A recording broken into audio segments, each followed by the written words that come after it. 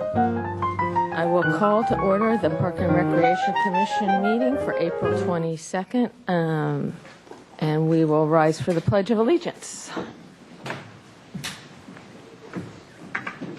Ready, pledge. I pledge allegiance to the flag of the United States of America and to the republic for which it stands, one nation, under God, indivisible, with liberty and justice for all. Okay, Ms. McGill, will you call roll, please? Chair Longstreet. Here. Vice Chair Larimore Hall. Here. Burns. Here. Hockman. Here. Connor is not present. Intern Torres Santos. Here. Okay, Ms. Rapp, do we have any changes to the agenda? No, Chair Longstreet. Okay, any written communications? I don't see any up here. So we will move on to public comment. Any member of the public may address the Commission for up to 1 minute on any subject within the jurisdiction of the Commission that is not scheduled for a public discussion before the Commission. Seeing no one, we will close public comment, and I'll remind people if they're here for a budget item to fill out, or any other item on the agenda, to fill out a slip in the back. And now we move to community service recognition. Ms. Rapp, did you want to introduce this item? Our aquatics supervisor, Rich Hanna, will do the presentation. Good afternoon, Madam Chair and Commissioners. It's my pleasure tonight to introduce this recognition. Often when we think of the American Red Cross, it's at times of disaster, either leading in or following a disaster. And tonight here would actually honor the Health and Safety and Preparedness Division of the American Red Cross at our local chapter. In attendance tonight, we have Donna Ashton, who's the director, Alma Santa Cruz, who's the Safety and Preparedness Specialist, and unfortunately Monique Fernandez, who is our aquatic specialist, resides up in North County, and she couldn't join us tonight. These staff and the local chapter assist the aquatic section and the recreation division in providing a wider array of programs to residents, to this community, and also to the recreation department staff. With their help, we annually serve 700 youth and learn to swim programs, 40 teenagers in lifeguarding and swim instruction, and we provide over 300 certifications in first aid and CPR to Parks and Recreation Department staff. I've asked Lucille Boss, the pool manager, to briefly also talk about the recently conducted second annual Free Lifeguard Academy that we couldn't have pulled off without the help of the local chapter and the staff that are here tonight. Good afternoon. I would also like to extend my sincere gratitude to the Santa Barbara County chapter of the American Red Cross. As a direct result of the chapter's donation, the city was able to offer the 2009 Lifeguard Academy at no cost to all participants. 14 young people attended the course and throughout the week learned valuable life-saving skills such as first aid and CPR. Participants also gained self-confidence through teamwork and leadership opportunities offered throughout the course. After course completion, some participants were given the option to apply for a position as a lifeguard with the city's aquatics section. This job opportunity is the first available for many participants and will allow them to prepare for college and a career by further developing leadership and communication skills. These young people may now be able to have a fun summer while building a resume at a job they love. Again, thank you to the local American Red Cross chapter for partnering with us in supporting our youth aquatics outreach. Great. Did you want Donna and Alma to come on up?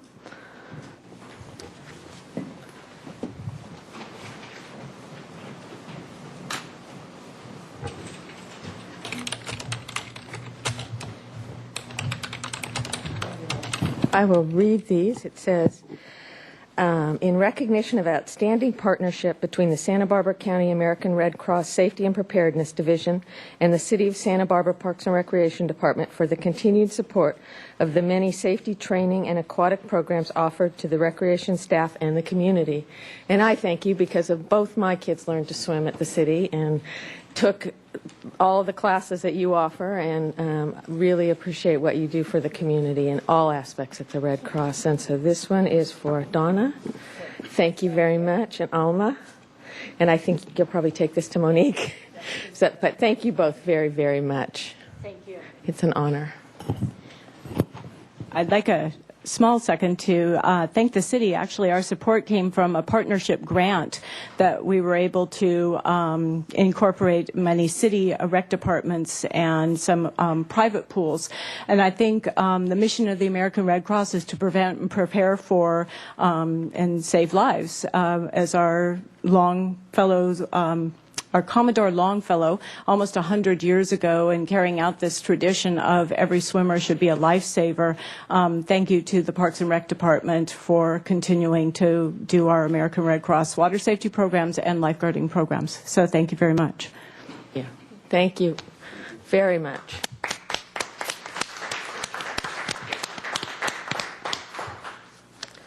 Okay, those are always the nicest items to start our meeting, especially on a day like today. So now we have Commissioner Committee assignment reports. Does the Commission have anything to report? Mr. Burns? Yes, a couple of just some of the high points. The Park Foundation is starting a new program. I'm going to call it the Friends of the Park Foundation. I'm sure there's more to it than that, but we're trying to get more people in the community involved with the Park Foundation. The other item, I was also at the Teen Council, but I think Diego will spend more time on that.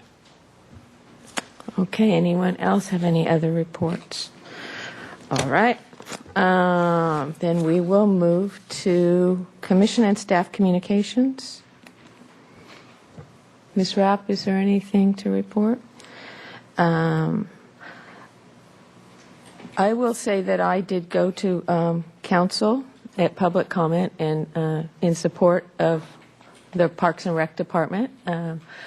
I strongly believe in everything that our department does, and am very proud to be associated with it, and will continue to feel that way. So that was the only communication I had outside. Youth Council report. The report is pretty brief, but one thing that was the Youth Council success was the recent speak out that was held at the Carrillo Pavilion that was against alcohol and tobacco drug free, which was an attendance of about 200 people, and most of them were teens that were there, and so it was quite a success, and they got to speak up upon them what they felt and ways that they could be drug free and alcohol, and just spoke their stories. It was quite nice, and the whole point was that they had a panel as well too, and so they had different youths on the panel that got to speak. I was one of them that was representing the Youth Council, but it was a good night for that. Another thing is that tomorrow at the Teen Center, where the Santa Barbara Youth Council is putting on a aerosol art show that collected some art that's dealing with aerosol. And it's kind of the kickoff tomorrow, and it's going to be until May 7th. And so they'll have the reception towards May, but it's just the kickoff for tomorrow. Another thing is that Youth Council just picked new officers for the next coming up Youth Council, and that we're looking for more youth to be part of the Youth Council. We have 5 slots opening up, and so whatever ones that are interested in the leadership and join the Youth Council, I agree that they should be a part. Another thing is that we're just reminding that May 18th is a banquet for the youth, that they're going to recognize over 50 young leaders in the community, and the commission should be getting their invitations shortly, sometime this month. And that's actually about pretty much that's on the report for today. That's a lot happening at Youth Council. Any questions about the Youth Council report? Okay. That brings us to consent calendar, summary of council actions. Everyone's had a chance to go over it. Any questions or issues?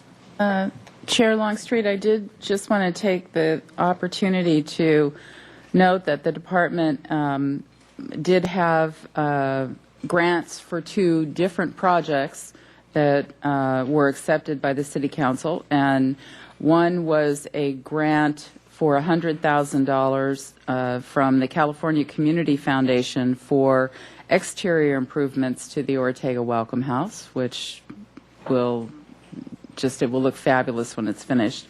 And then also to execute a grant agreement for $500,000 from the California Department of Fish and Game Fisheries Restoration Grant Program for the Mission Creek Fish Passage Project. So 2 important grants for the department.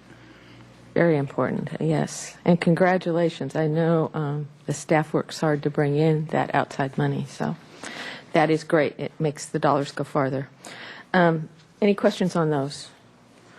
Okay, that brings us to the approval of minutes from March 25th.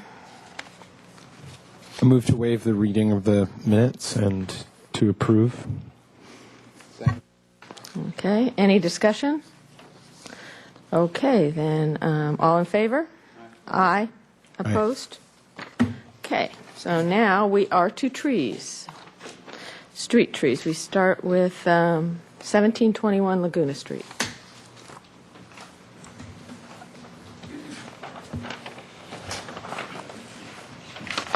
Commissioner Longstreet, Commissioners, we'll get the 1721 Laguna Street is 2 Pittosporum Street trees.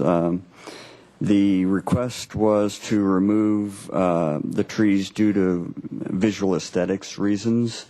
The Street Advisory Committee and staff determined the trees are in poor condition and poor locations. Each one is located by an adjacent driveway entrance, very close. Because of those reasons, the condition of the tree and their location, the Street Advisory Committee and staff recommend approval on the condition that 2 Australian willow trees, which is the designated tree, be planted in the parkway at location determined by staff. Okay. Questions? Comments? Motion? I move that we concur with the Street Tree Advisory Committee and approve recommendation 1A, 1721 Laguna Street, to remove the trees. Second. Okay. Discussion? All in favor? Aye. Aye. Opposed? Okay. 3772 Lincoln Road. Commissioner Longstreet and Commissioners, the tree at 3772 Lincoln Road is a liquid amber tree. It's located behind the sidewalk but within the right-of-way. The entire street has several of these. The reasons they stated were that it was lifting hardscapes and dropped pods that people slip on. They also requested the removal of some junipers that surround the tree. Those junipers do not require approval. The Street Advisory Committee and staff determined the tree could be root pruned to mitigate the lifting of the hardscapes, and therefore recommend denying this removal. Okay. Questions? Comments? Motion? I move to concur with the recommendation of the Street Tree Advisory Committee on item B1. Second? Okay. All those in favor? Aye. Opposed? Okay. 303 and 307. West Arriaga. Commissioners, 303 to 307 West Arriaga is an apartment complex that has a giant yucca tree located in a raised planter adjacent to the sidewalk between the wall and a staircase. The reasons stated were that it was pushing the wall and was too close to the building. There is more room for similar smaller trees elsewhere along that section of the planter, and because of the damage that this tree is causing and the space that it's in, the Street Tree Advisory Committee staff recommend that it be approved on the condition the applicant replace with 1 or more trees elsewhere in the setback. Okay. Mr. Huckman? Not a comment. I'm ready for a motion. Make a motion. All right. I move we concur with the Street Tree Committee and staff for the conditional removal on 4C1. Second? Second. Okay, any discussion? All in favor? Aye. Opposed? Okay, 610 East De La Guerra. Commissioners, the 610 East De La Guerra is a rather large Monterey pine tree, especially for this area. The reasons stated were that the applicant wants to make foundation repairs, and in order to do that, root pruning would have to occur, and it would make the tree unstable. The foundation is lifted. There's a lot of evidence to support that, and in fact, the front door cannot be opened. That'll do it. The Street Tree Advisory Committee and staff recommend approval on the condition a replacement tree be planted in the front setback or front yard within 30 days of removal. Okay. Is there questions or a motion? I'll move again concurrence with the Street Tree Committee and staff on the conditional removal of this is 4C2. Second. All right. Any discussion? All those in favor? Aye. Aye. Opposed? Very And sad. It's a beautiful tree. it is, but it appears to be very close to that Yes. house. It looks like one of those trees that somebody got for Christmas. 2021 Garden Street.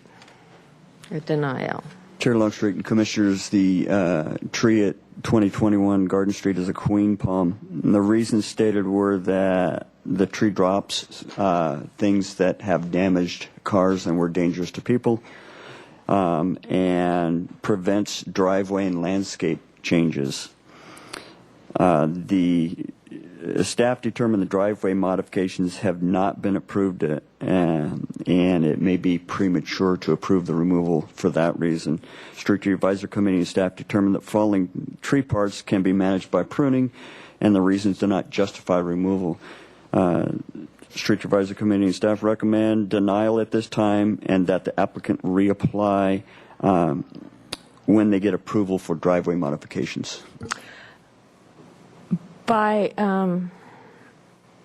voting on this today, do we put that limit on them? Isn't there a time limit for them to reapply, or can we put the condition on when they get their plans approved?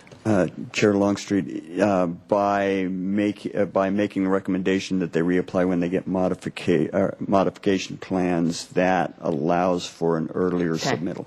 Yeah, I just didn't want to tie their hands on that one. Comments? Just on the next item also, we're not denying, but on the next item, we're actually postponing the decision. And could you explain the reasoning for denying this one and postponing the next decision? Which would be? The next item has plans in the works. This item, they haven't even begun the plans. Okay. Questions? Motion?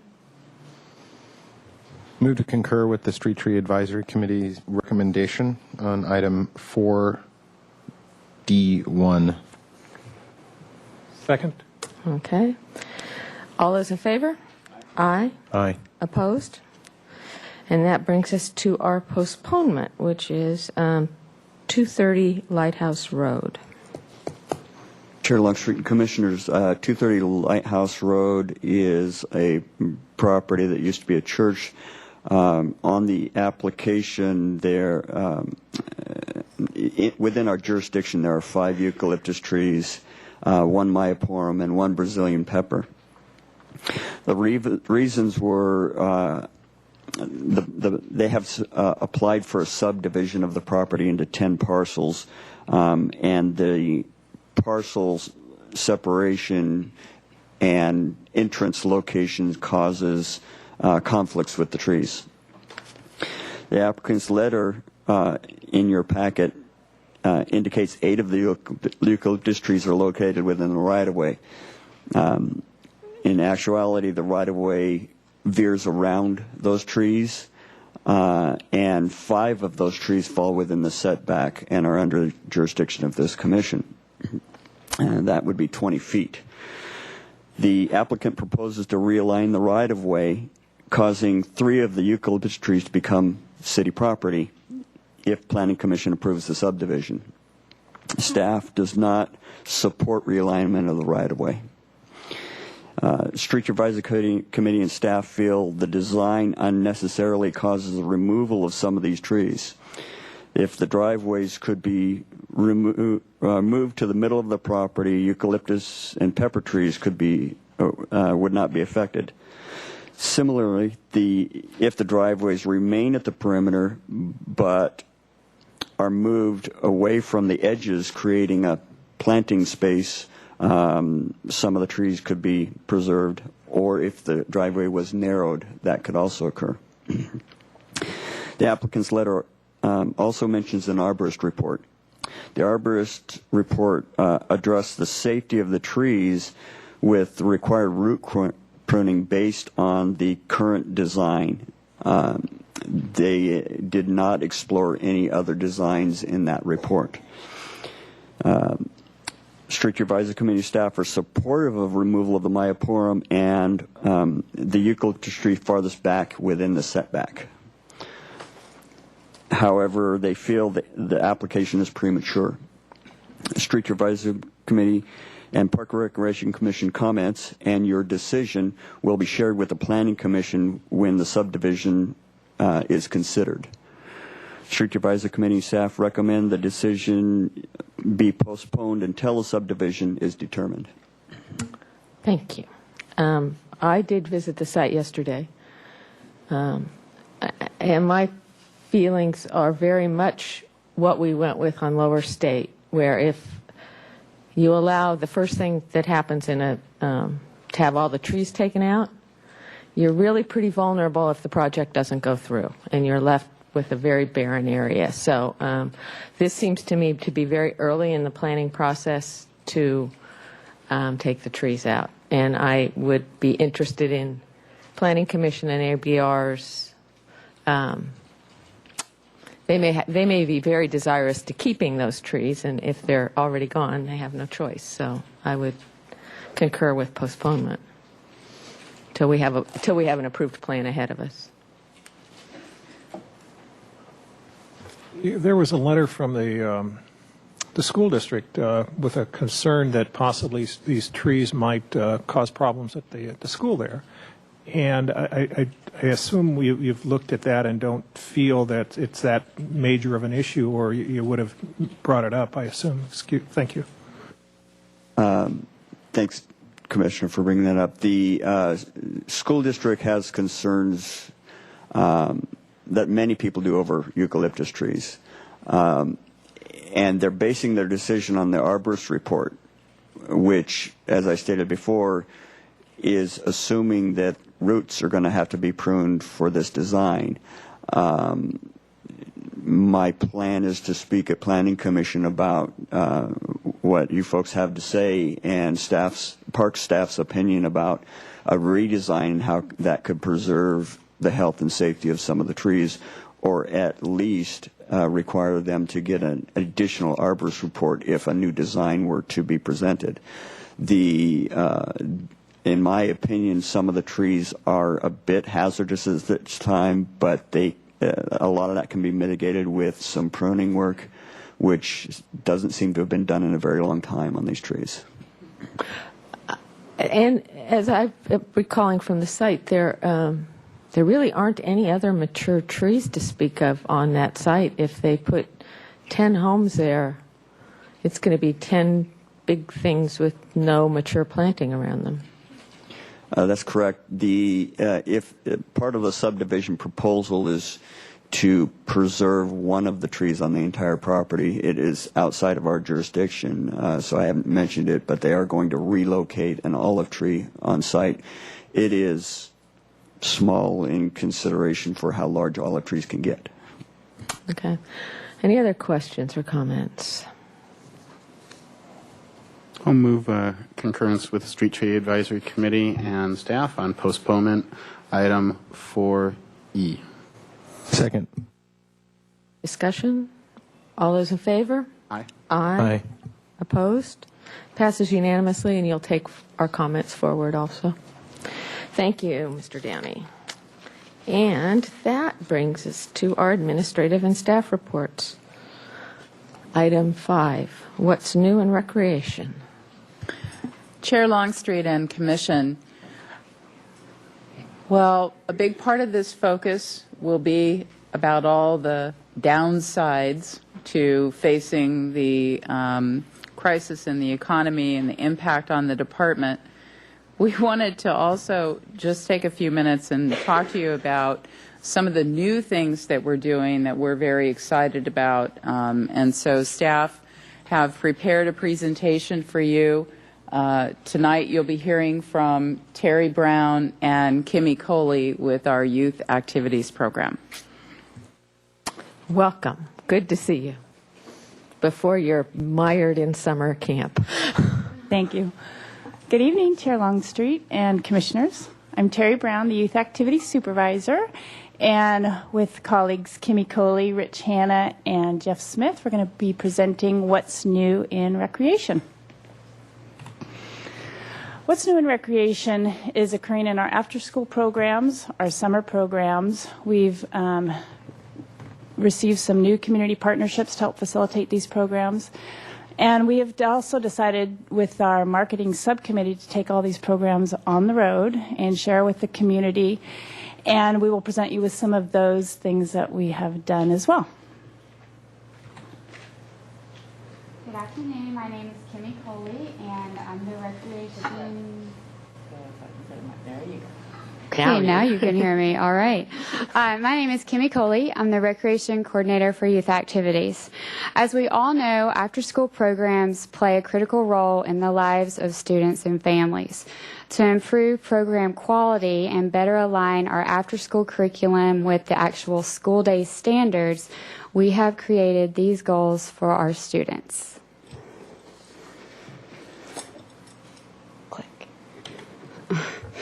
After-school curricula must do more than simply fill the hours when school is not in session. With the elementary programs this year, we have put extra focus in not only creating curriculum that promotes physical activity, but also increases academic support as well as opportunities for service learning. These are simply 3 different new curricula that have been developed for the after-school programs. I'm going to tell you just a little bit about each one.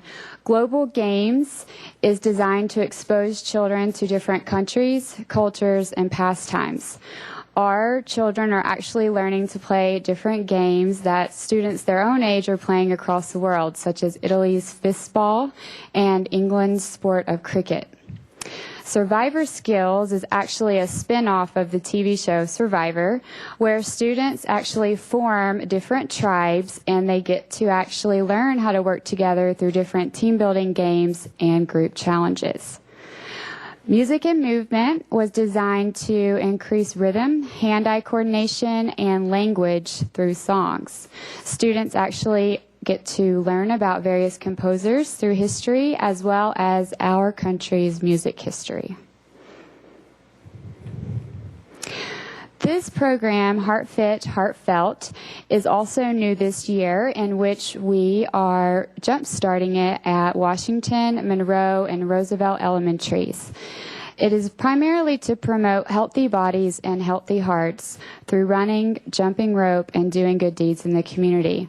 We do have student incentives available through local donations, which always help, and because of that, we have regular participation each week. For just example, at Washington, our RAP program currently has 32 participants who together have accumulated, since February, 325 miles total. They've learned 17 different jump roping tricks and have accumulated over 200 good deeds. And like I said, just since February, we're very proud of them.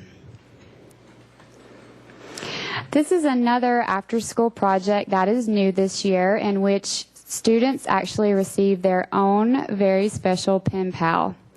Students are matched with other students who will eventually feed into the same junior high school with them. We're actually very excited. As of next month, we will be hosting a 6th grade mixer at the 1235 Teen Center where all the 6th graders get to meet their pen pal in person. In addition to program quality, we have also been working very hard on increasing parent and family involvement through special events. This particular event is our Family Literacy Night, which was held at Franklin Elementary in celebration of Lights On After School. For those of you who may not know, Lights On After School is a nationwide campaign to call the attention to how important after-school programs are for all students. At this particular event, we had over 200 people in attendance where parents actually participated one-on-one with their children in various activities that include stop, sit, and read, word jumble relays, and as you can see in this picture, a crowd pleaser, Play-Doh spelling. Another special event that we've hosted this year was our Lights, Camera, Action Art and Talent Show at Washington Elementary. This particular night brought in over 50 families who came just to view the various talents of our after-school participants. Highlights of the evening included an art gallery, poetry reading, and a student-produced talent show composed of different dance choreography, songs to sign language, as well as a very special surprise skit by the program staff. Thank you, Kimmy. Moving on to the junior high after-school program. Although PAL has been a significant partner for quite a few years, this year they were especially significant in the junior high program, where their presence allowed us to expand the sports leagues and allow for additional coaching, which lowered the ratio of students to coaches. PAL also, through a CDBG grant and a grant from the Santa Barbara Foundation, also were able to purchase uniforms for all the students. They also were able to support additional transportation to bring the basketball teams to indoor gyms, which really enhanced the program, and moving it off the blacktop also was a big safety factor. So that was very helpful. And Club West has also been a partner in our elementary and junior high programs. However, this is the first year that they hosted cross country, and cross country was surprisingly popular. We had over 70 participants from the 4 junior highs. And this is an example of a student from La Colina and one from La Cumbre competing in a cross-country meet that Club West hosted at Elings Park, where all 4 schools actually got to compete together. So that was a nice event for them to host. BC Centro is a brand new partner, and they are going to be someone that we're paying close attention to because they have a lot of really amazing, innovative programs. And just recently, they started Girls Build a Bike at La Cumbre. And what that does is it teaches girls how to build and repair bicycles. And in this photo, one of the young ladies is also going to learn how to ride a bike for the first time. And at the end of the 6-week curriculum, they will each have earned a bike, a helmet, and a lock.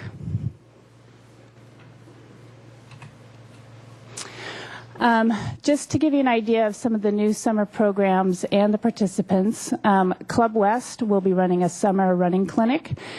We have a new partner, Playwell Technologies, that will be providing engineering with Legos. The BC Centro group will be providing bike adventure skills and off-road bicycle skills.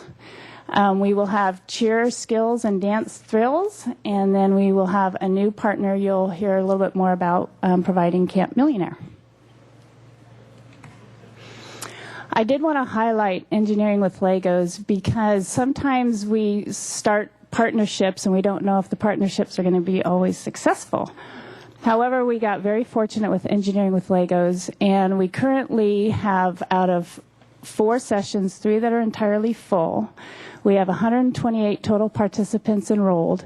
We recently added 2 new sessions in August, and those are almost full. And the combined revenue of almost $22,000 has been a very nice surprise to the department. And speaking of extra money, Camp Millionaire, we are also highlighting this year due to the stressful economic state that we are all in. Creative Wealth International will be teaching students how to make, manage, and multiply their money through games and activities. The campers will also be visiting city businesses, local banks, and possibly even the mayor's office.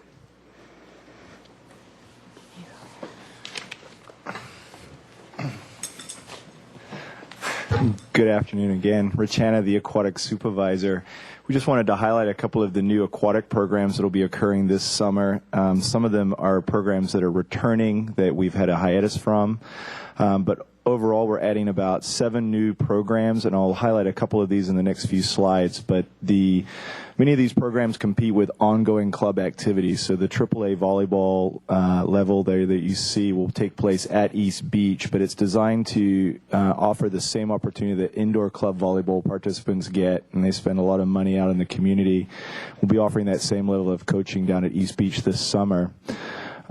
We've heard a little bit about the Free Lifeguard Academy, and I'll talk about the Nippers Fitness and Fun and swim lesson programs on the next slide. You heard briefly about the Lifeguard Academy that was free. We had a great partnership opportunity with the American Red Cross this year. We had 14 participants pretty much participate in this class. Throughout the class, they learn all of the skills required to be a lifeguard. This is a 27-hour class. Out of this class, out of the 14 participants, we've already had 2 of them try out to be beach lifeguards this summer at our first test, and we have 6 scheduled for interviews for our pool lifeguard positions this summer. And if they qualify, they'll actually go through an additional 30 hours of training, and some of them will qualify for our swim lesson instructor program also, where they can actually teach youth swimming lessons. So all in all, this was a great opportunity, just kind of showing what else we can do in the community without necessarily charging money, but has a big gain for us in the aquatic section and our safety programs. So the 3 key new programs that we'll be adding to the aquatic section this year. The first one on the left there is the Nippers program. It actually comes out of Australia and New Zealand. It's designed to target younger children than our typical junior lifeguard program. Our junior lifeguard program, we take a lot of pride in that. We have 280 kids registered in that every year, but we always seem to fall short with kids that aren't ready to move into that program, families that can't commit to the 7-week program, and also just what we require of these kids to be in the program. So this is a 2-week program geared at kids age 7 to 13. We already have 45 participants registered, and as of yesterday, our junior lifeguard regular program is full. So we're looking for these kids to be the next junior guards as they move through, and offer these parents and these kids an opportunity to participate in a great program. Up in the right-hand corner, we've got some kids climbing with the deletion or removal of sports and beach camp. We had to come up with some new and creative camps this year. Again, all these camps are designed to deal with the longer summer that parents are facing this year. So Camp RAD is a camp that is designed for children 8 to 14. They'll travel, they'll do climbing exercises on climbing walls. They will do urban orienteering. We'll go to a local sand dune, do some sand tobogganing where they make their own sand toboggan, and travel to a bunch of other activities. And if it's really popular, we may come back and offer this as an adult excursion, because I'm thinking I'm going to volunteer for one of these week sessions. And then down in the right, we always get asked about kids learning how to surf. We have a great surf program here in Santa Barbara. It's not run by the Parks and Recreation Department, but we have a great relationship with the Santa Barbara Beach House. So we're going to work with them to teach kids how to surf for a day and boogie board, and then we'll travel to local beaches with lifeguards and allow them to kind of experience those activities at different local beaches in the Tri-County area. And then for fun, we'll stop off at water parks at the end of the day and let them have some fun in a controlled environment like that also. So we have a lot of new programs coming this year in aquatics. We're looking forward to it. I think our numbers are already showing that there's interest, and I think it's a great way to meet the longer needs that parents will be facing this summer. And, you know, we've got some unique opportunities. And with that, I will turn it over to Jeff Smith, the sports supervisor.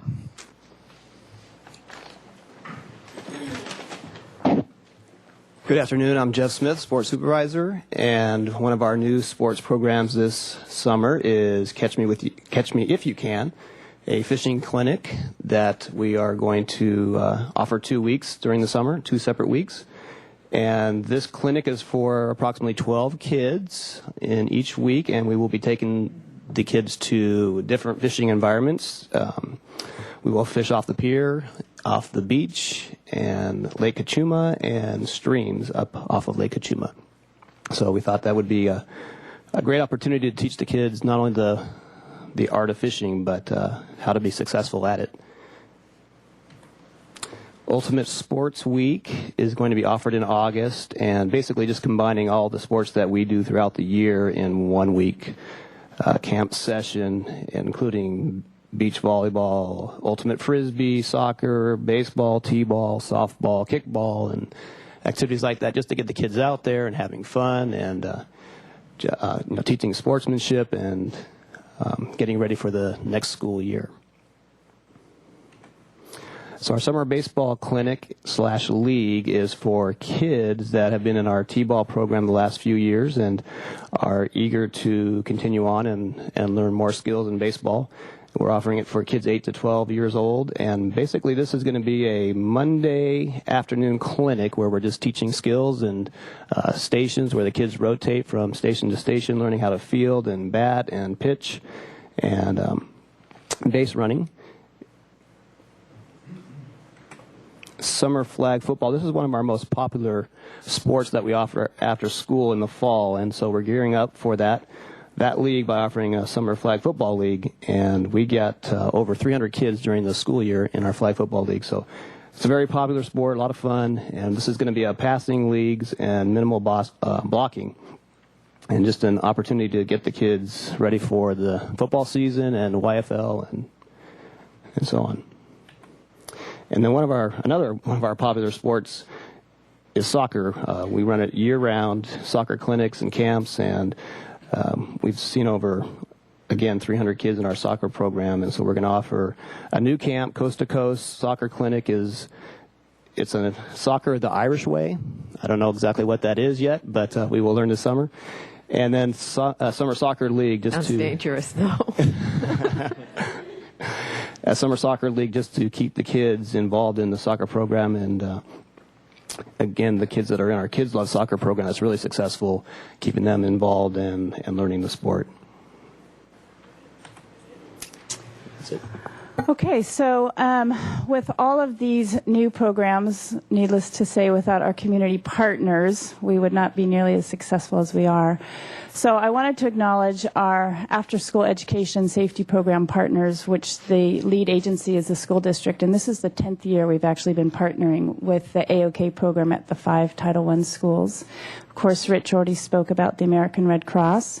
BC Centro, like I said, you need to be on a lookout for them because we have some really innovative ideas for some bicycle programs. Without our creeks, libraries, and parks, our after-school programs would not be as successful because they've opened the doors to us 100%. Club West, as we talked about, the Diabetes Resource Center is a new partner who has been very significant at Franklin, introducing some of their programs to the students on the east side. Creative Wealth International is going to be spearheading the Camp Millionaire, and then, of course, the Police Activities League, who has been an ongoing, very significant partner for us. And last but not least, without the Recreation Subcommittee taking all of this new and exciting programming on the road, the community would not know we're here. So we have worked very hard to try and market in different ways that we've never done before.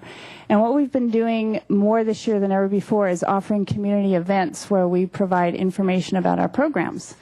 So this Friday, I invite you to attend our first Summer Fun Solutions for downtown businesses as well as, working parents to come to the Creo Recreation Center where we will have information tables. Families can register for our programs.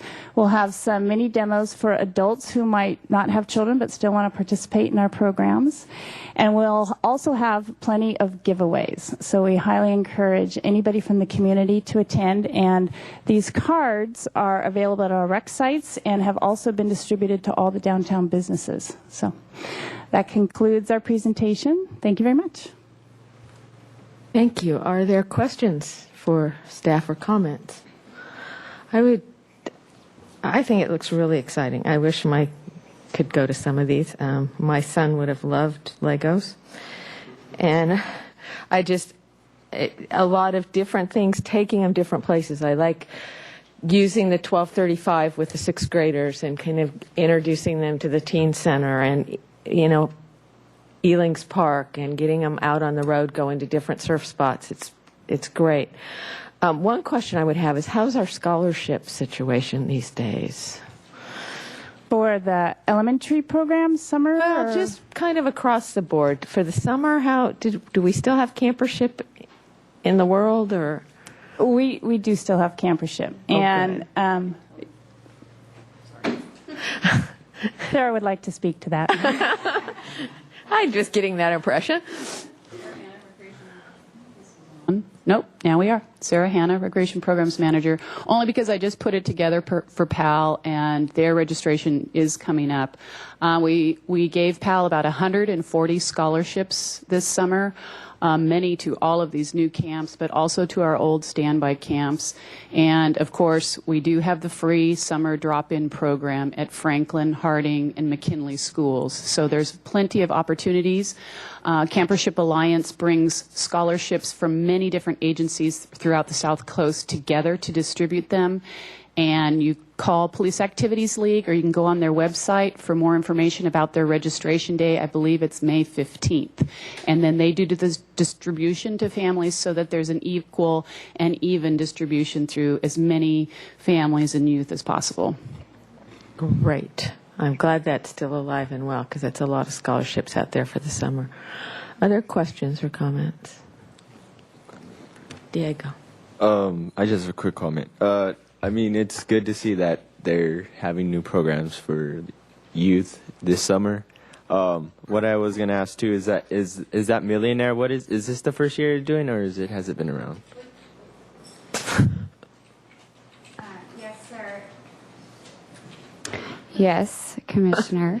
This is the first year that the city has actually been co-sponsoring that particular camp. They have done it in the future as an independent unit. Okay, thank you. There was a program like it that I recall that was about $300 a week that was, not out of reach of most people, I think. Commissioner?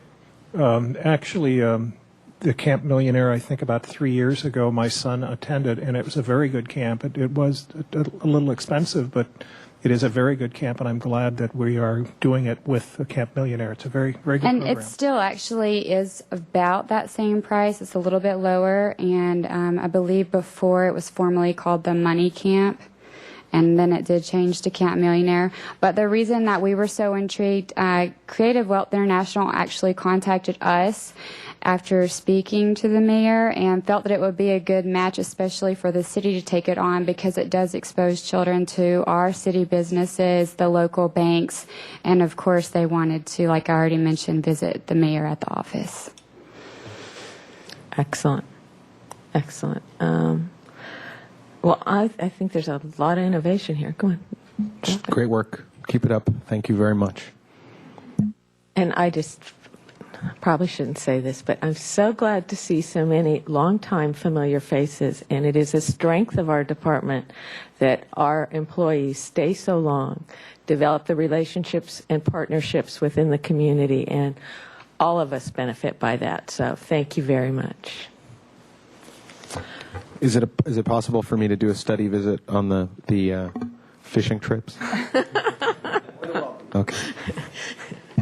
Okay, thank you, everyone, and good luck this summer. And I hope we can all get around and drop by and see some of the camps and see the kids at play. I think that to me is one of the things that makes what we do up here really worthwhile, and it's very enriching for us. So thanks. All righty. Well, now we have. Can we just keep going with that one and not go to our next item? Sorry, everybody out there for the next item, but that brings. I think let's get through the presentation. We'll take a break after the presentation and formulate questions then, if that works, because I think we're going to have some discussion afterwards. Yeah. Or we can break halfway through too. I don't know. Do you want to break now? It's too early. Yeah. Okay. All right. So that brings us to the budget for 2010. Ms. Rapp. Chair Longstreet and Commission, well, here we are. It's been a long time getting to this point. Tonight we'll be presenting to you our proposed budget for fiscal year 2010. I will say, and I was present when the city administrator gave his overview of the budget to the city council yesterday, and I have to concur. I would say in my career this is probably the most difficult, well, it is definitely the most difficult budget that I've ever been a part of developing. I just want to remind people that this is a difficult budget because our economy is in a free fall, which has resulted in a deficit of about $10.8 million to the city's general fund, which funds 3 major divisions in the Parks and Recreation Department. And so as part of that, and we'll be going through it in our presentation, the Parks and Recreation Department had to cut $1.5 million, and which is about 10% of our general fund budget.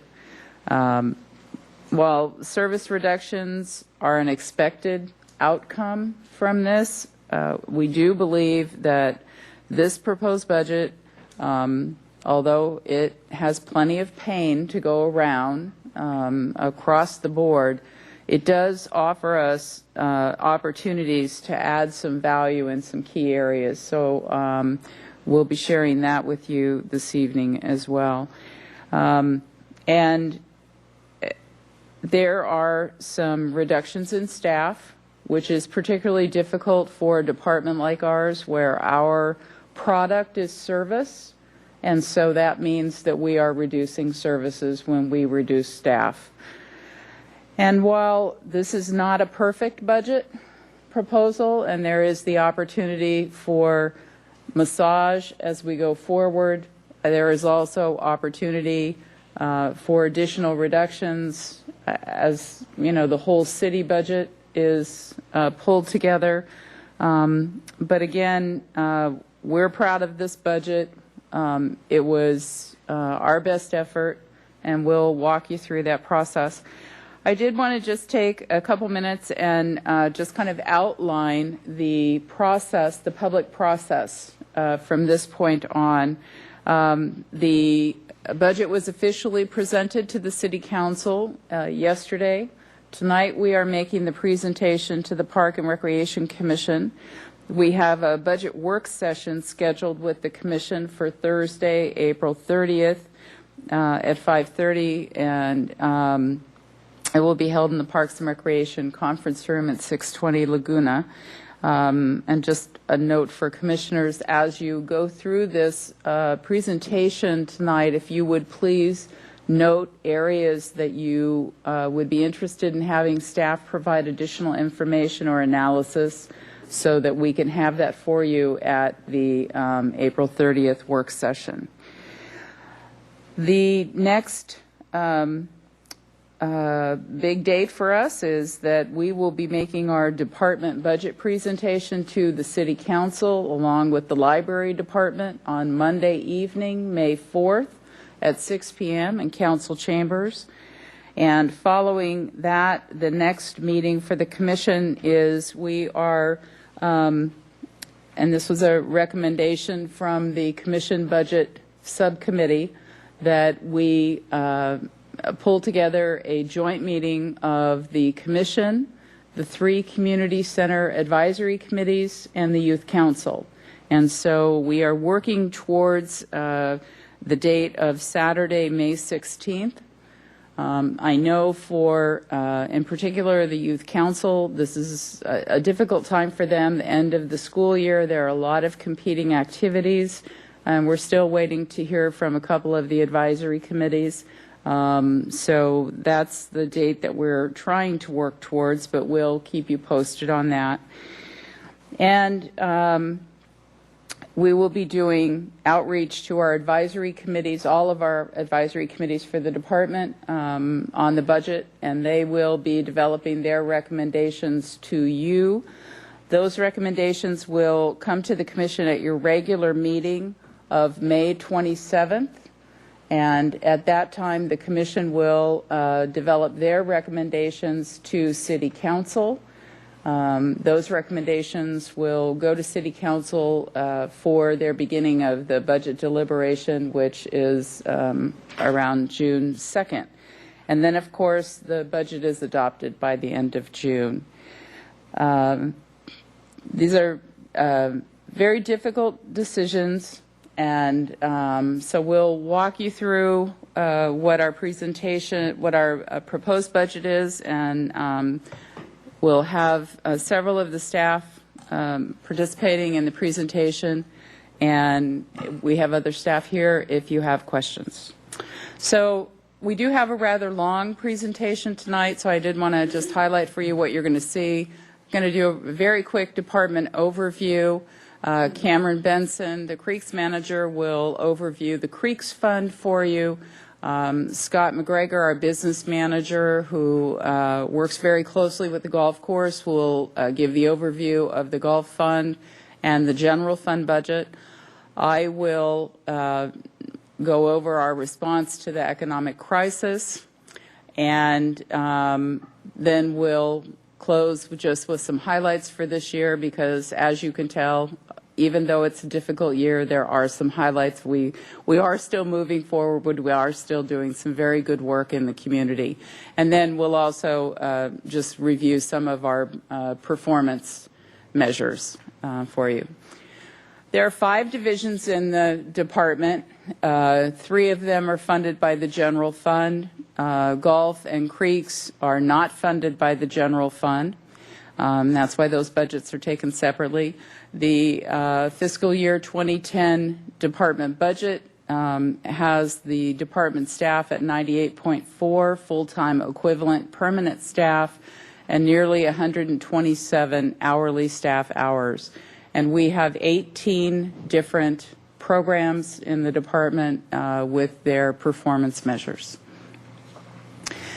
I thought it would also be interesting just to, within the scope of what the department does, overview exactly what we're responsible for. Nearly 1,600 acres of parkland, which includes 36 developed parks, 11 open space parks, 11 sports facilities, and 3.4 miles of beach.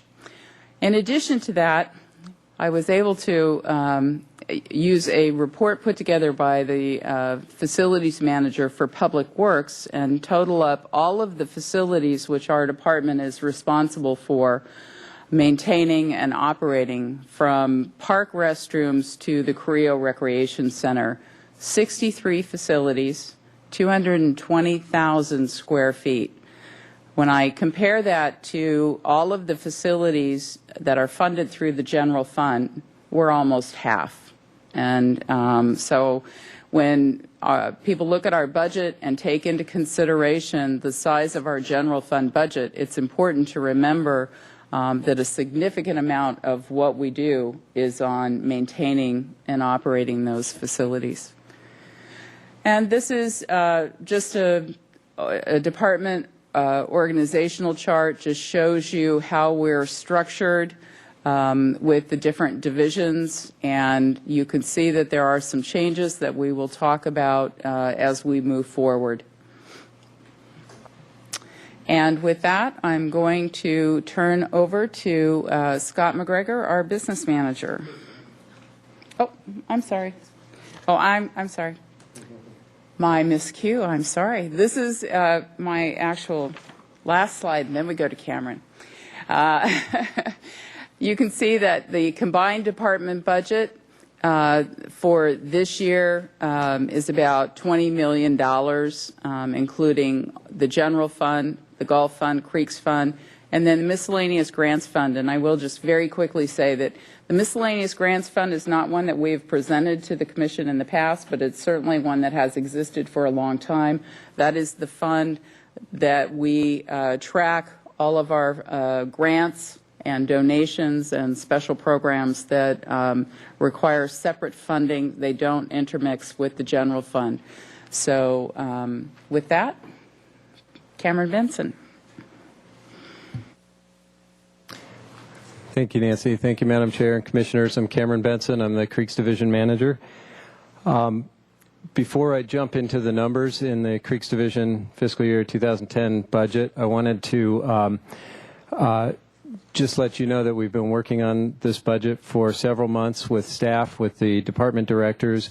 We've also had 2 noticed budget subcommittee meetings of the Creeks Advisory Committee, the most recent one being this morning. And I wanted to just acknowledge the help I've received from the subcommittee members in preparing the budget as well. Oops. Okay, there we go. As you can see from this slide, we have an increase of approximately $400,000 from our adopted 2009 budget to our proposed FY 2010 budget. The significant majority of that increase is related to an increase in our capital program, and we have approximately $305,000 more going into our capital program this year than we had last year. As you all are aware, the funding for the Creeks Division comes almost exclusively through Measure B and the TOT. This year we are, for next year we've been provided with a revenue forecast from the Finance Department that has TOT down by 10.6%.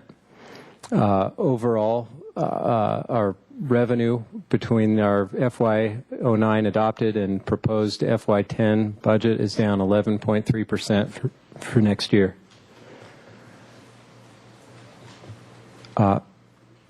This is our proposed FY 2010 expenditures. You see we have a 10% increase in salaries and benefits. That increase is largely due to a position, permanent part-time position that was changed in the current fiscal year, FY09, to a full-time position. And the transfers out, the increase that you see there at almost 30% is almost exclusively the capital program transfer.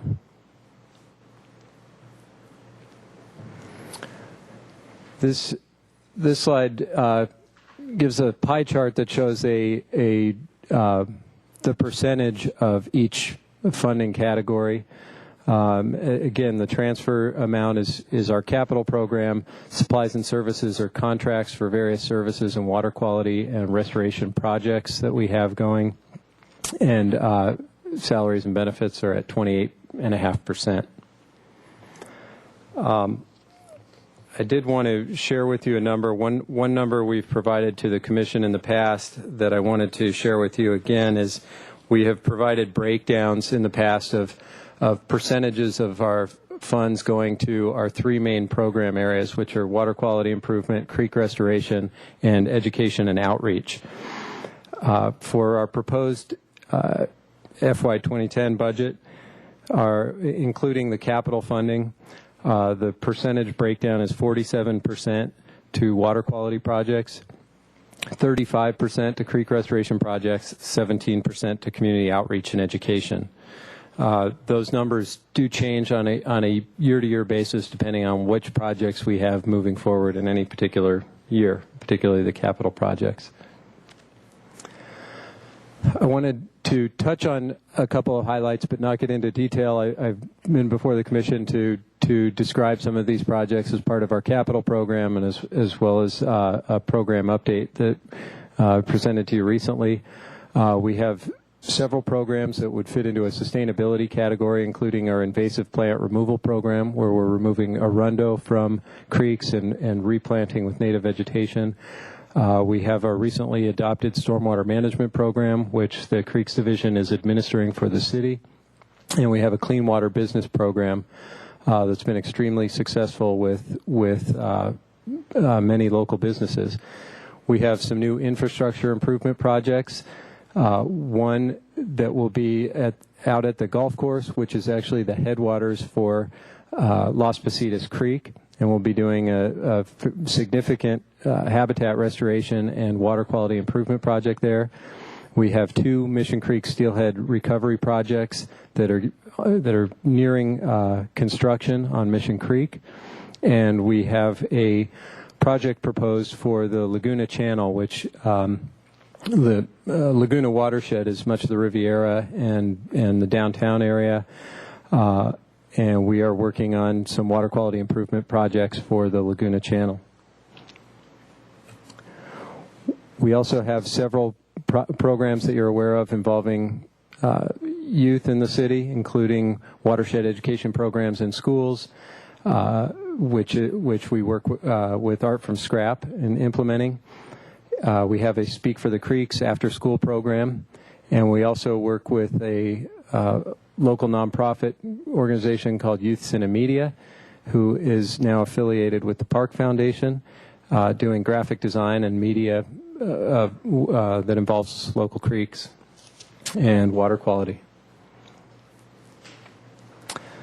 And lastly, I wanted to just list some of the capital projects we've got proposed for FY10. I just wanted to touch on a few of them because it shows the range of projects we do as well as the geographic locations of the project. I mentioned the Laguna Channel urban runoff treatment project. We also have significant projects on Arroyo Burro and Mission Creeks, and we have a storm drain or catch basin storm drain screens to help prevent trash from getting into our storm drain system and into the creeks and onto the beaches. And the last thing I wanted to mention about this is the Creeks Division has been and continues to be very successful in accessing grants that are available.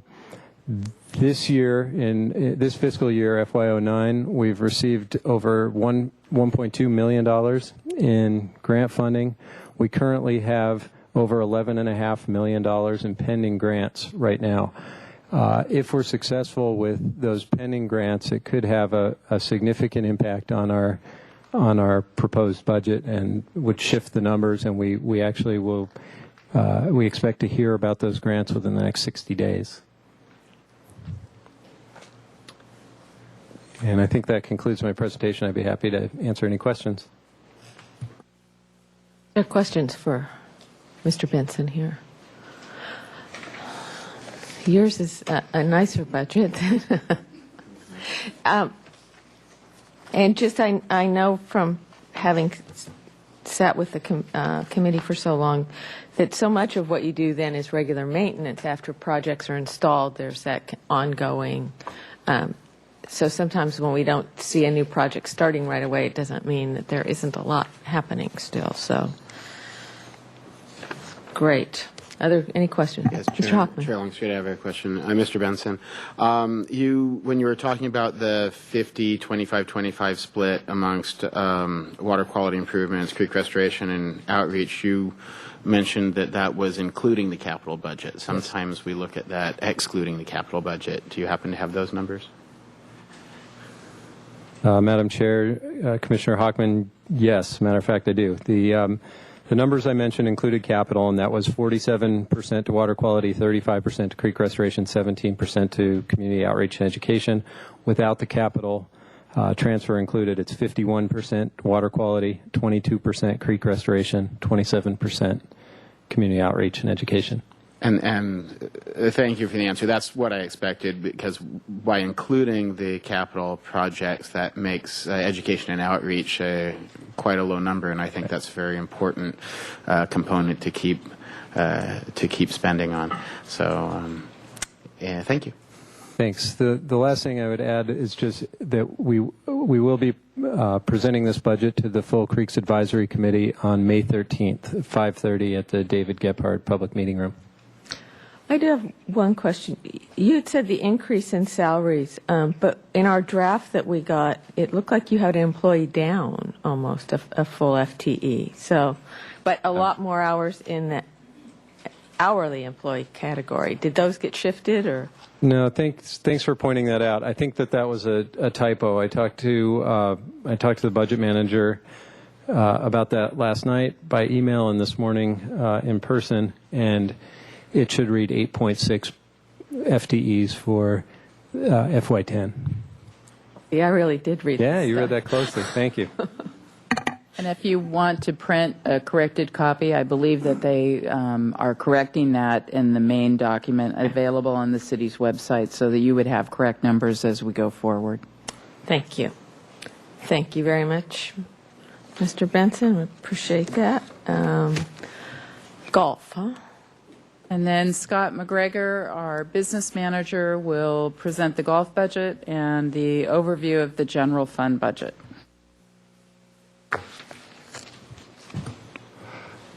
Thank you, Madam Chair, Commission. When Nancy described that I work a lot at the golf course, it doesn't mean I get to play a lot. So just to clarify that, would like to have that happen. So the golf fund, as we talked about, is not funded by the general fund, but it's an enterprise fund. So as we look at the golf budget, the proposed budget for 2010 is $2,305,634, which represents a 13% decrease from FY09 adopted. And when we look in detail at the proposed revenue, the largest, of course, section of revenue is the greens fees, which we're seeing a 10%, we're expecting a 10% decline. And that's a conservative estimate for next year, given some of the details I'll describe later. If you notice that the rents, that includes our concessions, Mulligan's Cafe is doing well throughout the recession. And so that's kept our revenues from that source up. But overall, 11.7% decrease in revenue. Our strategies for meeting the $120,000 shortfall is, first, we want to encourage more rounds, because what we're looking for is an overall increase in revenue. And whether that comes from a marginal increase in the per round amount, we have to take into consideration how many fewer people will play in that case. So our strategy here is to encourage more rounds, so we're not increasing fees, and we're taking into consideration that the course will be under construction during the next year. So expenditure reductions included chemicals and fertilizers, water usage, and hourly staffing. And we've also identified, a further reduction if need be, if rounds continue to decrease beyond our anticipated amount. When we look at the expenditures for the golf course, you can see that the expenditures have decreased in a similar percentage to the revenues, and the largest decrease being through the salaries and benefits. When we look at the golf budget as a pie, we see the largest slice being salaries and benefits, and then second being services and supplies. So those were our two targets for finding reductions. For the capital program for the golf course, we are in our phase 4 of our safety improvement master plan. So this year we'll be spending $504,000 to complete that. And that includes a really important project of continuous cart paths all around the course, which is a major improvement. And also there's 2 greens that are being reconstructed, and then $100,000 is spent on the turf equipment. So beautiful picture there, isn't it? So probably some of you were there. This was from the opening of the Bonnet Park expansion project, which opened this year. So this is a nice introduction into our general fund. So the general fund. Well, let's see if there's any golf questions before we move on. Anybody have any question? Mr. Burns. On the proposed revenues, you were talking about, however, to increase it, and I don't know if you've given any thought to possibly having a lower fee in the afternoon, and then possibly that would increase the rent at Mulligan's. I assume Mulligan's gets a percentage rent? I'm not sure, though. Yeah, Chairman, Commissioner, we receive a percentage on Mulligan's gross sales, gross receipts. So when their business goes up, our receipts go up, our revenue. One suggestion is to look at an analysis of the hourly sales, if it's possible, to see if there's a way to increase the sales in the afternoon, and possibly that would be by lowering the cost of rounds maybe after 3 o'clock. And I don't know if it'll work, but it might be worth the analysis. Yes, thank you. We've definitely I think the Golf Advisory Committee, the meeting I attended, there were a lot of talk about different sorts of marketing ideas, and they're a very innovative group in twilight fees and all kinds of things. So they are good at that. Yeah, if I could just add one more part about the golf course. I'm trying to move through this because I know we have a lot to cover today. But we do have a new director of golf, and so after 26 or so years, we've got someone in there that's got a lot of excitement to try new ideas like this. And so we've found times in the schedule where people aren't playing, and we're targeting specials specifically to that. And then we also have a new golf manager who's brought a lot of excitement to the crew out there, and what we're getting is a lot of comments about just how great the shape of the golf course is in. So we're hopeful that we can increase rounds. But this is pretty much of a national trend right now, isn't it? Yes. Increase in golf. There I has saw been the Tiger Woods peak, and now. Yeah. Okay. Any other questions? So our largest source of funding, of course, is the general fund, and the general fund supports the Parks, Recreation, and Administration division of the department. For the FY10 proposed budget is $14,044,065, which represents an 8.4% decrease from FY09 adopted. So when we look at the expenditures for the department, we see that service and supplies and the salaries and benefits is the largest portion, and they took the major brunt of the reductions, 8.4% total. When we look at the department expenditures in percentages, salaries and benefits make up 56% of the budget because we are a service department.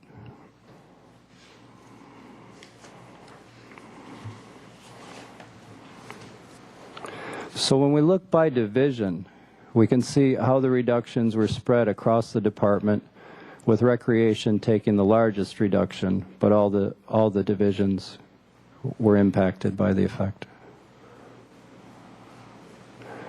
And then by division, the revenue, Parks had an increase of 21%, and that was due to a shift from some of the funding for the downtown organization and some of an increase to the street trees reimbursement by UUT funds.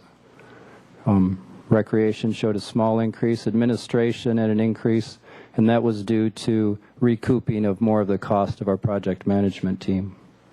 So overall, there we have a decrease to the general fund subsidy of 15%. So when we look at the department, it's not just that we cut expenses, that we found ways to increase our revenues. So as you're aware, another aspect of our budget is our fees and charges. So our fees and charges has been provided to you in detail. I'll just go over a summary of those fees and charges because it's presented with our budget and it's approved by the council each year. So of the 260 fees and charges, almost 85% we're recommending not be changed. Of the ones that are being changed, they're being looked at in these terms: that making a differentiation between profit and nonprofit events. So for-profit events that will be receiving a increase in 20% in their fees would be something like the APV, the volleyball tournament, the West Beach Music Festival, and so that would be part of the increase in fees. And also new revenue will be coming from Davis Center monthly parking permits for 26 spaces. In detail, some of the fees, we'll just look at a few here. Kiteboarding was actually decreased, recommended to have a decrease in fees to bring it into alignment with the market. Some of the other Great Escape, Adult Volleyball League, Active Adults are recommended to increase in fees. And then as we look, there's some I'll just bring out here. The multi-session, the class activities, commercial activities in the park, this has been something you're quite aware of. Those fees are recommended to increase from $15 to $20. And if you notice that our community centers, our nonprofit lease rate that we have for our nonprofit partners is recommended not to change, because we recognize that we're working together with these groups and the economic climate is such that we want to support them during this time. So moving on to the capital part of the general fund, although our general fund budget was cut as part of the citywide efforts to meet budget, we still have $482,000 to spend, and it's broken down through these 4 projects.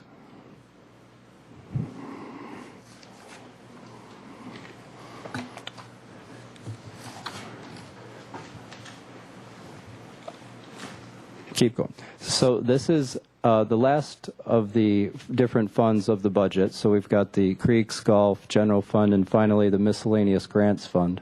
So the Miscellaneous Grants Fund is our includes any items that would be through grants, donations, or cooperative arrangements with, say, the school district, the after-school programs. This is where all those funds are budgeted. And for this year, we're budgeting $621,603, which represents a 300% increase over the previous year. When we look at the various programs that employ the Miscellaneous Grants Fund, see most of them have to do with recreation. There is some miscellaneous grants funding in golf and parks too. So an example of some of these miscellaneous grants include many of these you might notice that you've seen before. They were probably budgeted in the general fund prior to this, but we've moved them into miscellaneous grants, and some of them we've taken on a commitment to do fundraising for these projects. So concerts in the park, Fun on the Run, some of our programs, Summer Fun Drop-In, Teen Leadership Banquet. So these are being included in the Miscellaneous Grants Fund. And that concludes my portion of our presentation. I'll turn it over to Nancy. And I'm going to recommend that we just keep going, because I think many of the questions that you might have related to the numbers for the general fund will be answered as we go through the discussion on the reductions. I did just want to, can you go back to the general fund slide that looks like that?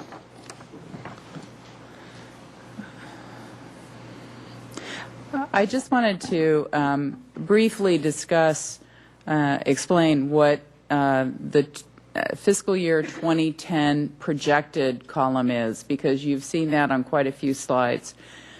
Our FY09 adopted budget, as we look forward to beginning the budget process for the coming year, Finance Department starts with the base budget for 2009, looks at all the MOU agreements, labor agreements, and adds to our budget the projected salary increases, if there are benefit increases, if there are increased costs that are anticipated in workers' comp insurance and other allocated costs. So then they take and they add that, and that becomes our projected budget.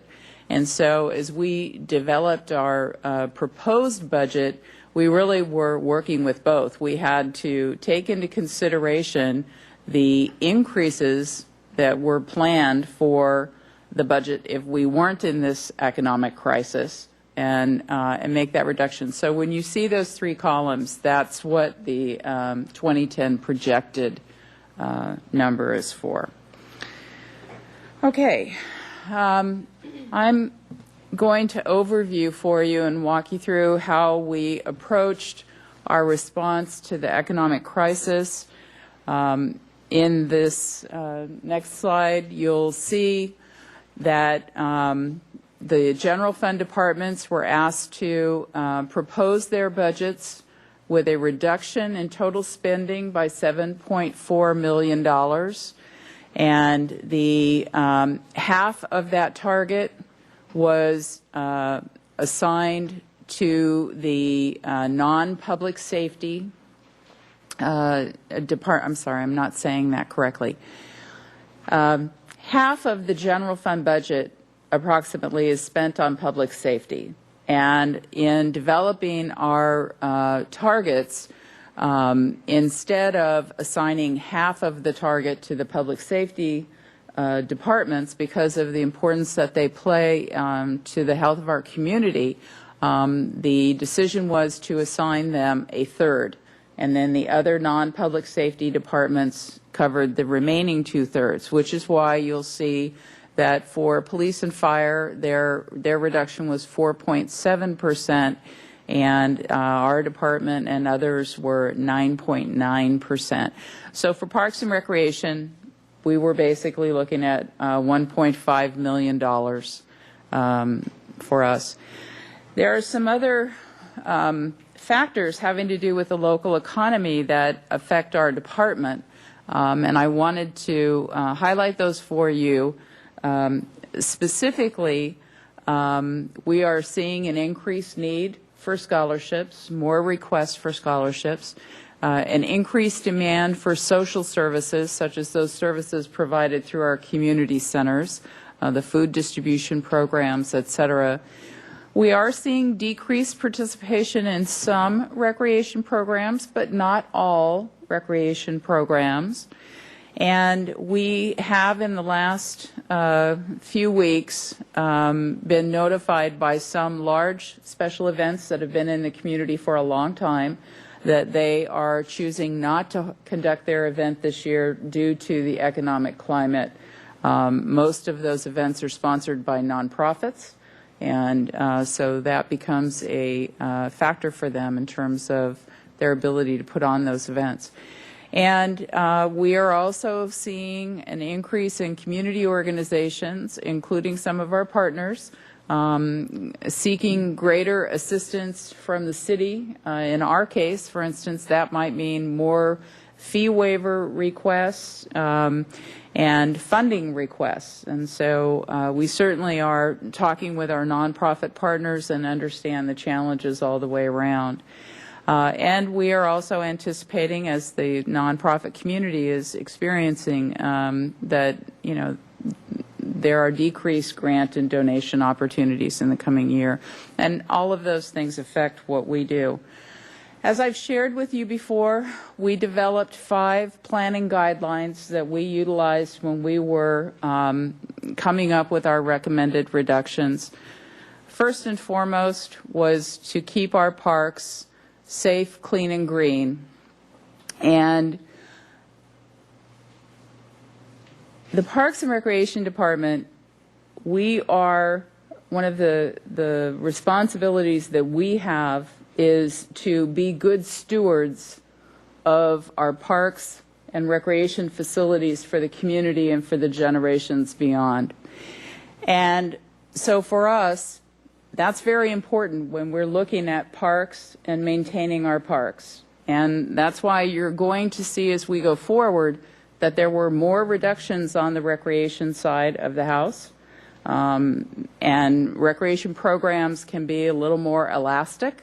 When times are better, we can bring in and do more programming. But we have a responsibility to maintain our parks. And for the people in our community who are affected by the economy, and maybe they are making, they're reducing the number of programs that they might participate in their own leisure, at least people can go and visit the parks and have that experience. And so that was a priority for us. Second was keeping the doors open, and I think with few exceptions, we've been able to do that.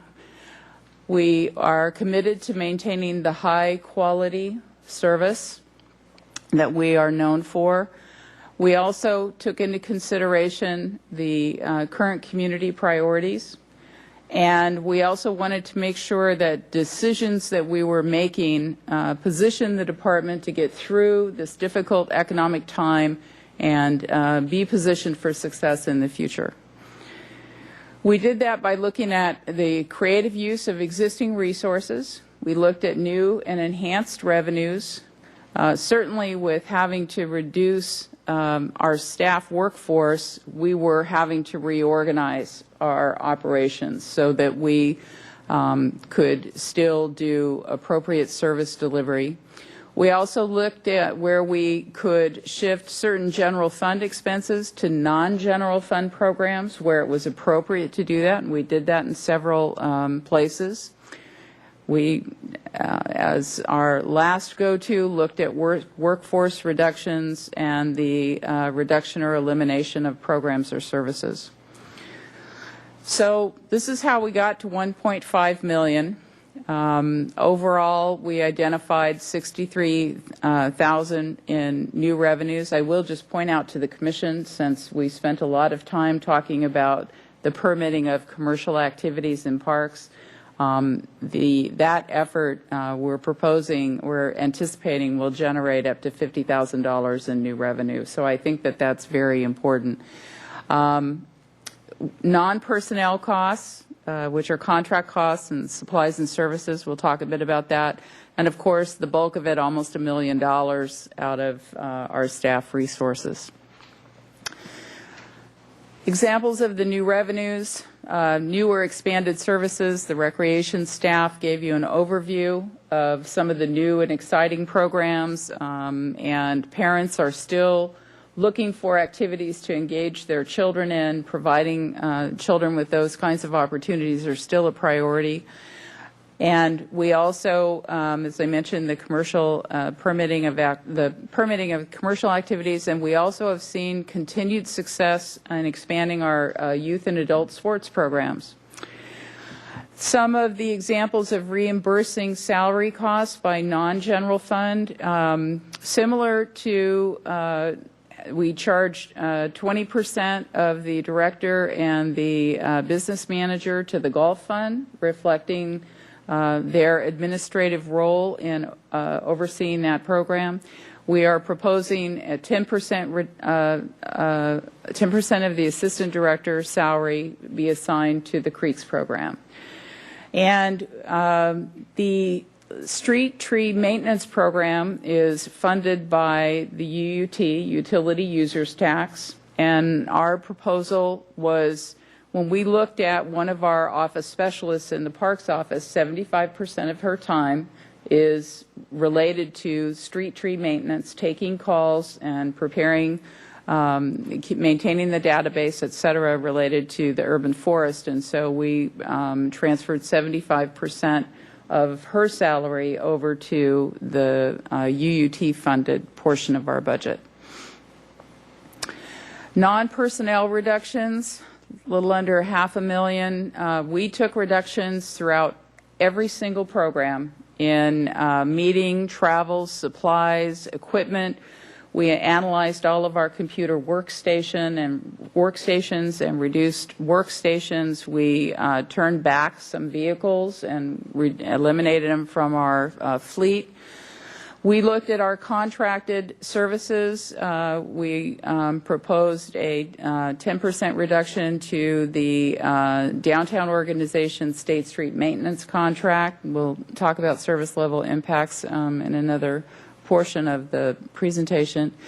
Our IPM projects, almost $80,000, almost $60,000 in contract work that we do for vegetative fuels program. We're proposing reducing our tennis court resurfacing program by $5,000 for the next year. That's an example where we may have to look at that in the next year's budget because we do need to continue to maintain our tennis courts. You cannot let resurfacing get too far beyond or you end up with a bigger problem. And looking at the summer concerts, that is one of the programs that we have moved out of the general fund and over into fundraising to support. And there you'll see that we are proposing a facility closure. The city does not own the Lower West Side Center. We lease the Lower West Side Center. And so we are proposing to close that. I think probably the biggest impact for the department is nearly $1 million in workforce reductions. And I broke this out by division so that you could look and see what it means. Ultimately, we're talking about almost a 14% reduction in our workforce. And we have, we're proposing 11.2 total full-time equivalent position reductions, and I will just comment that that is 13 positions. That's 13 different positions that we are eliminating, equivalent to the 11 FTE. In addition to that, we are proposing to reduce our hourly staff by almost 17,000 hours, and that equates to a total impact to the department of 19 full-time equivalent positions, and there we have our reduction. These are difficult decisions for us to get to. We were lucky that by the time we actually got to developing our budget, we had 8 vacant positions. I think we started this process with only 2. And we have 4 proposed layoffs. So I think for a department our size, and every single one of those is a very difficult decision. These are people that we work with. We're grateful that it's not worse, but it is very difficult to lose our coworkers. And we do believe that many of them will end up in other positions within the city. We are working very closely with the Human Resources Department to do what we can to make sure they land someplace safe. So, and one of the proposed layoffs is planning to retire. So that's kind of the impact. I did want to go through the different positions again so that you see the impact by division. In forestry, we have 2 tree trimmer positions. Those positions have actually been vacant for a number of years, and we did not eliminate those positions before now because we were using the money to beef up our contract tree pruning so that we could get our forestry program really jump-started again and make some real progress. So we are proposing now with this budget to eliminate those 2 positions. We have 2 position cuts in the park operations end. In administration, the cut that you see of the landscape architect in the project management team is a direct result of the reduction in funding for our capital program. If you'll remember, we cut almost $500,000 out of this year's capital program, and far less than we had anticipated was actually budgeted in our capital for 2010. And on the recreation side, you'll see that they have the largest number of reductions. A recreation specialist in cultural arts, 2 permanent part-time recreation program leaders in youth activities. One of those positions we proposed with last year's budget because we were anticipating an increase in our after-school program participation, and that increase does not happen because of the local economy and the effect on parents. So the failure to achieve the revenue became a factor in looking at that position. And the 2 aquatics positions are the lifeguard positions that we discussed with last year's budget. And active adults, and then 1 administrative specialist in neighborhood and outreach services, or community services, as we're going to talk as we go forward.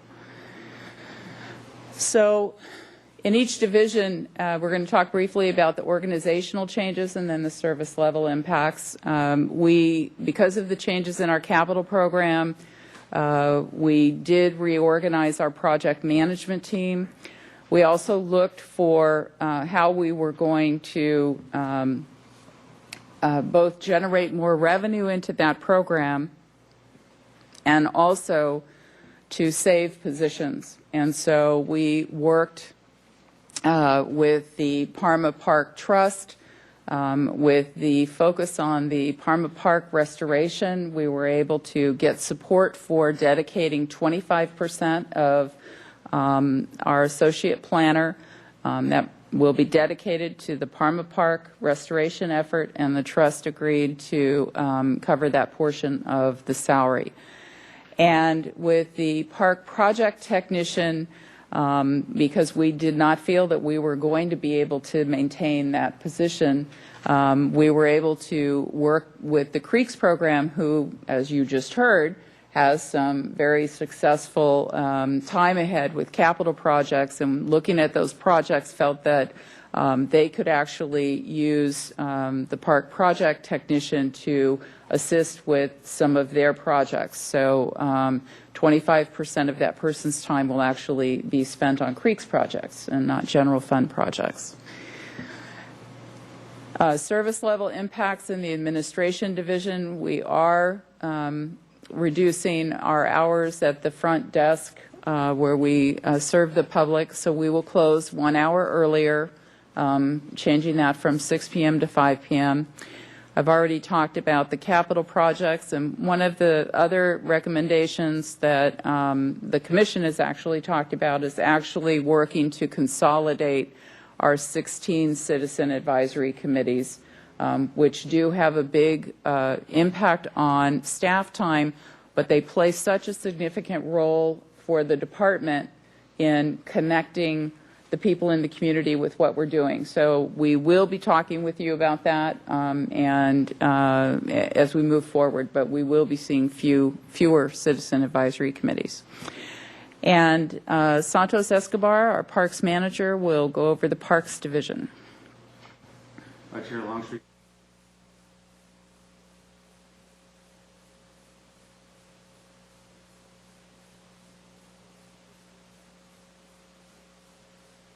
After the assignments, our 3-member green team will be integrated into other crews. They'll take their expertise to the crews that they're working with.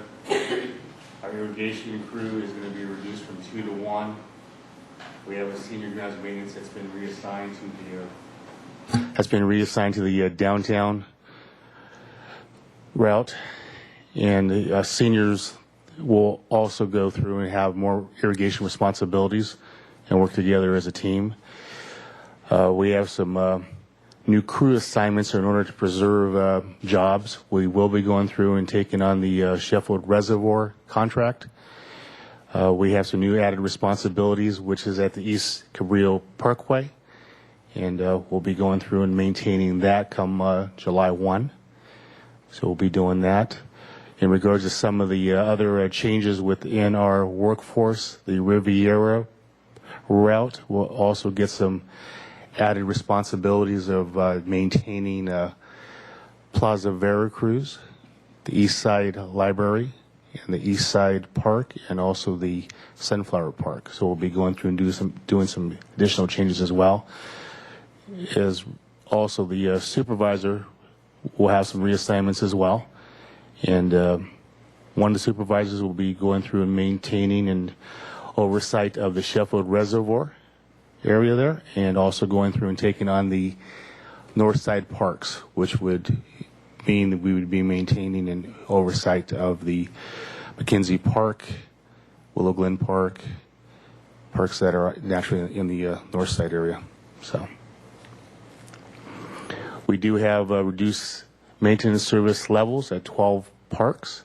And what does that truly mean? That means we'll have fewer site visitations.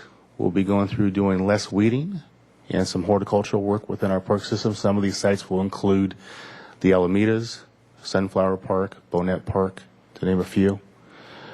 Since we will have our irrigation crew reduced from 1 to 2, there will be some delays in our irrigation repair work, and no scheduled new systems will be installed this year in 2010. Another reduction will be in mowing services. Currently, we mow on a weekly basis from spring to summer. We are going to go through and reduce that in 18 of our parks. These parks will be the majority of our neighborhood parks that will go ahead and reduce those mowing schedules from a weekly to a bi-weekly. Our service level impacts are, we have some hourly seasonal, which is going to be reduced throughout our park system, which the public will see is from time to time some restrooms that will be reducing levels of service, picnic areas, increased litter, parks aesthetics, increasing weeds, some loss of landscape beds. We will go through and naturally repair our safety items, but that will be limited. We'll also go through and any renovation that will occur in our park system for FY10 will be limited to volunteer efforts and grant opportunities that we'll be seeking. Our IPM improvement projects are going to be canceled. We'll be going through and suspending our mow strips and any sustainable landscapes throughout our park system.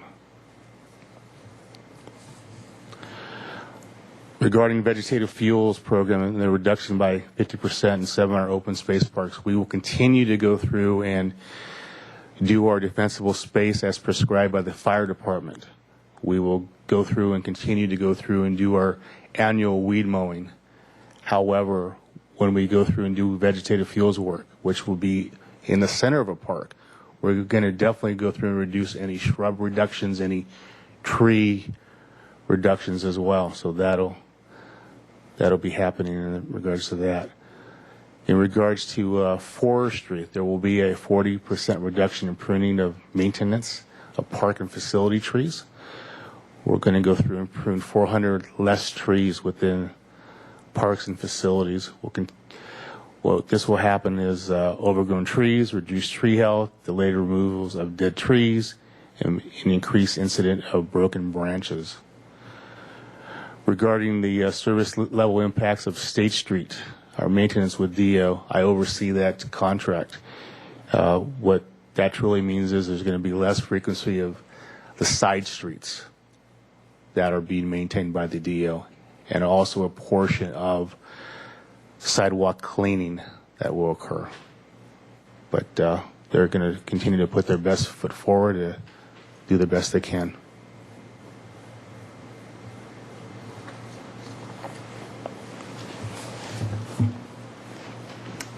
Recreation Programs Manager Sarah Hanna will overview the Recreation Division. Good evening.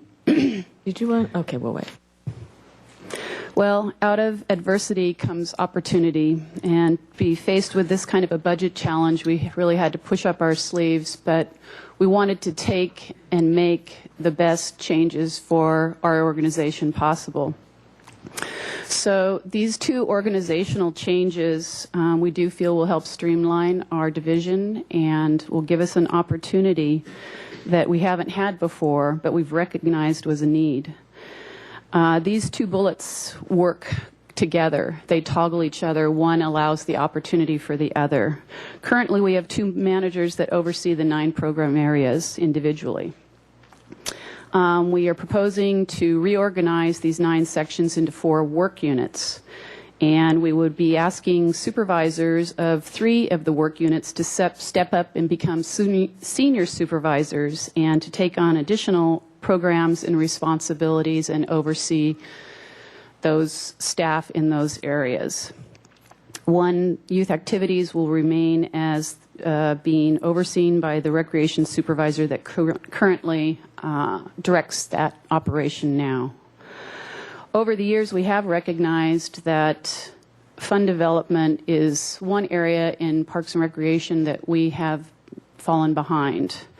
There are numerous opportunities in our city for fund development, and we've missed out on these funding opportunities. So we're proposing to divert part of the workload of one of the recreation programs manager to get out and search and secure new grants and funds and sponsorships so that we can become less reliant on the general fund and more efficient, as well as to support new programs in the community and to expand services to in opportunities that we otherwise wouldn't be able to do within our current funding situation.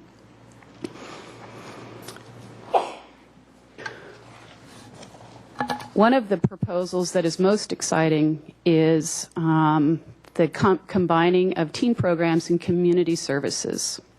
For many years, we've been listening to the community center advisory committees, asking us to improve city services into their neighborhood, improve youth services, and improve support in these neighborhoods. In the last few years, under new city administration and Mr. Armstrong, city staff has also been directed to work in a unit, the Neighborhood Improvement Task Force, to address some of these needs, and also recently formed the South Coast Gang Task Force. Both of these opportunities were put together to address needs directly in neighborhoods. Most recently, in the last 18 months, we've been hearing repeatedly at community meetings that families are saying to us, we need to make a change. We need to make a change how city services are provided to us. We have needs and they are not being met. So we are listening to those families. This reorganization allows us to maximize the resources of 2 areas, 2 very strong program areas, and to redirect them to impact neighborhoods in the most and have the best, most positive outcomes possible. So we're looking to improve our city's connection by combining these 2 programs to the underserved neighborhoods of the East Side, West Side, Lower West Side, and downtown areas. One of the ways that we want to do this is listen to our neighborhood voice. And neighborhood voice has always been very strong, but there's always an opportunity to improve it too. We want to listen to our citizens to find out ways that we can improve our neighborhood service delivery. And we want to engage our citizens, the advisory committees, through youth council, through the city leaders, and through citizens themselves, to decide on a new model to go forward to help facilitate this neighborhood voice. And work with us to develop a structure that would help streamline this process and bring those commonalities of all of these neighborhoods forward to find solutions. We also want to continue to build the relationship for those citizens out in the community with the Neighborhood Improvement Task Force, the South Coast Gang Task Force, Looking Good Santa Barbara, and also with the Human Services Commission. Jill, I wanted to move to slide 58 if I could. I'm taking these a little bit out of order because I think it makes sense for me to now talk about what are the service impacts by combining these two very important program areas. The impacts are largely related to the same types of reductions we're having in different programs throughout the division. Same types of things. We are losing one administrative specialist, but we did find it very important to keep our 5 professional staff together, including 5 professional staff and an office specialist and a grounds maintenance worker. Those positions at this time are saved. But we did have to make some reductions, and we're changing our focus. One of the things Nancy talked about earlier was the closure of the West Side Center. And though this facility was originally proposed as a satellite facility, it doesn't meet neighborhood needs. It doesn't meet neighborhood needs for a community center. And we felt it was more important to save staff and have staff for outreach and provide services to citizens than a very small building that really doesn't meet the needs of the neighborhood. There is also an opportunity there to redirect programs to other facilities, and so staff made the hard decision about closing this facility. We did talk to the Community Action Commission about this. There are co-tenants in the facility, and we lost about half of the space that we had at the Lower West Side Center several years ago to the CAC because they wanted to continue to expand their services. And actually, they were thrilled with the idea. They were receiving additional Head Start child care funding, and they desperately need that additional space. So along with that, we felt holding on to the staff and not a building, we can also move to expand the Youth Jobs Program in outreach and funding. And we also have an opportunity to expand teen collaborative programming and teen serving agencies to the neighborhood centers. This is going to be a very important focus for us. We've heard again and again that one teen center isn't enough for the city, that we need to move teen programming out into the neighborhoods so that youth can walk to different centers and be served. And this is an opportunity for us to actually expand and engage more teens in programs in their neighborhood. We will see a partial decrease in some of the regularly scheduled recreational services. We will be moving from a broad programming base to more directed services in their neighborhoods. But we feel it's the right refocusing of programs from what we're hearing from families about what they want and what they need. We also, because we've had numerous teen serving agencies step up and want to do additional collaborations and grants with us, we feel that if we expand teen programming into other facilities that may be underutilized right now, that we have a perfect opportunity or a position to expand programs to teens. One of the service reductions is we do plan to close the teen center on Saturdays. It's been a very low use day, but we do want to increase the number of private parties that we have there. It's an opportunity for youth and teen parties at that facility. They just love it, and it's very affordable. It's rents for $50 an hour. So you can have 45 youth in that facility and a party, and you don't have to have it at your own home, and it is very reasonable. It's another important aspect of this merge is that Youth Council, we want to work with Youth Council to bring their voice more into the neighborhood advisory committees and get a linkage between those two groups so that they speak for the youth more closely for the youth in those neighborhood areas. So, with all budget reductions, we can't be all things to all people. But we are looking to other agencies to come forward and to help us provide recreation services. and there's numerous ways that we can expand and help them do that well. Our proposal prioritizes the needs of underserved neighborhoods, but we think it's a very important refocusing of priorities. It is, of course, a loss to lose the Lower West Side Center. I mean, that's Definitely. obviously, we all know that. But the one thing I do want to say is, with such active after-school programs that parents are involved in at McKinley and Harding, to be exact, I think that's where a very targeted outreach needs to happen to those families. And we have the system set up to meet those needs. We have preschool programs there, and parents who come to pick kids up in ALK programs, and that's where staff needs to be at 5 o'clock. Needs to put out the word. It's a great nexus, and it just needs to happen. I think it's built in for us already. And Chair Longstreet, I appreciate that you bring that up, because we've already talked to the CAC about taking over some of the programs we offered there, like the food distribution and some of the social services that they can take over, or else they may shift to local housing authority properties. So we're already looking at other agencies that will fill the gap. And it's a neighborhood, it's not a building, it's so the people are the ones that need to be served. Thank you. So I want to go back to slide 55 and tell you some more of the other Recreation Division service impacts. Adapted programming. The inclusion program that provides support for individuals with special needs will remain in place, but some of the special programs that we offer, such as bowling, excursions, dances, and special events, will shift to the fund development and fundraising, so the miscellaneous grants fund.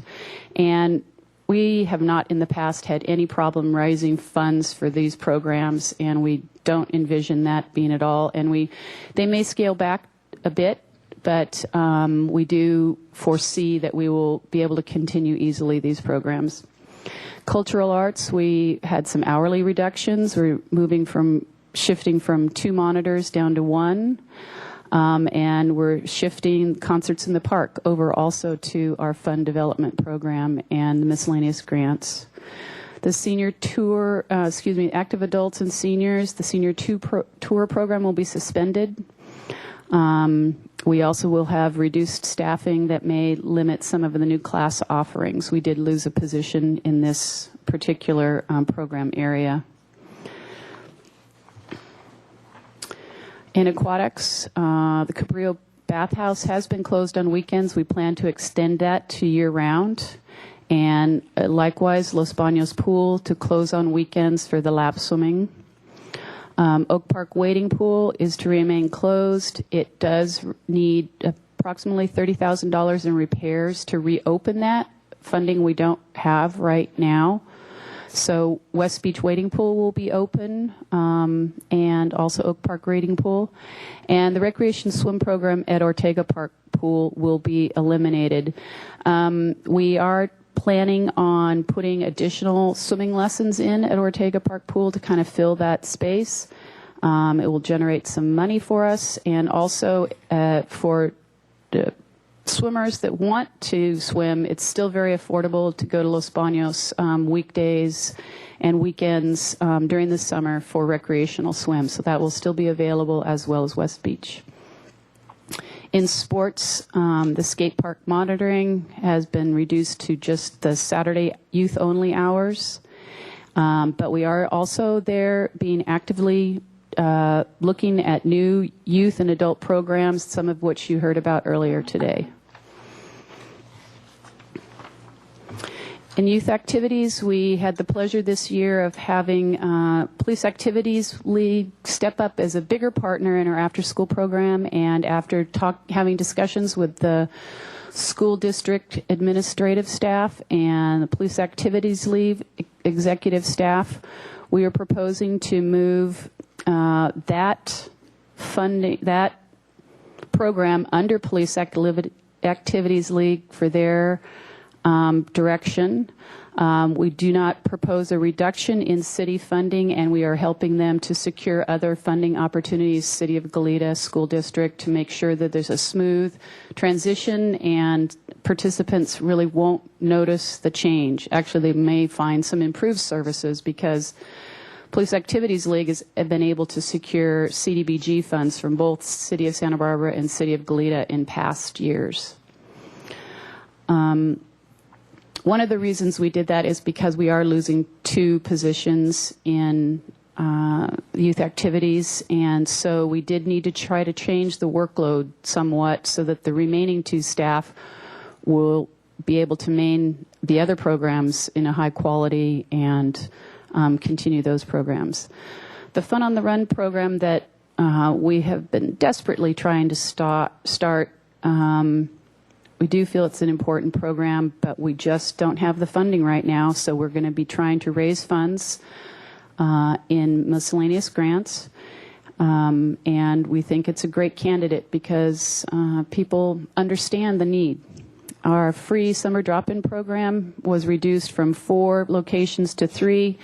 Last year we had tried adding Ortega Park as another satellite site. We were seeing between 12 and 20 kids a day.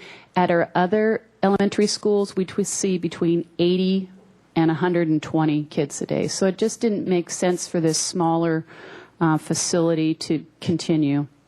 And then Youth Activities also has proposed, and as all of the Recreation Division staff, new contract programs, new programs to stimulate interest and participation and to increase revenue to offset some of these drastic changes that we've had to make.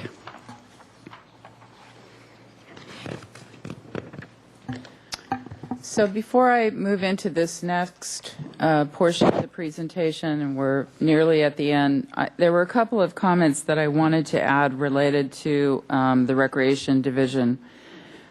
At this point, we do not know what the school district is, what their commitment is for the $40,000 that they currently contribute to the junior high after-school program. The City of Goleta has committed their funding for next year. When we have met with the superintendent and his staff, they've been supportive, but we know that the school district is facing some significant budgetary challenges. That is very much a concern for us.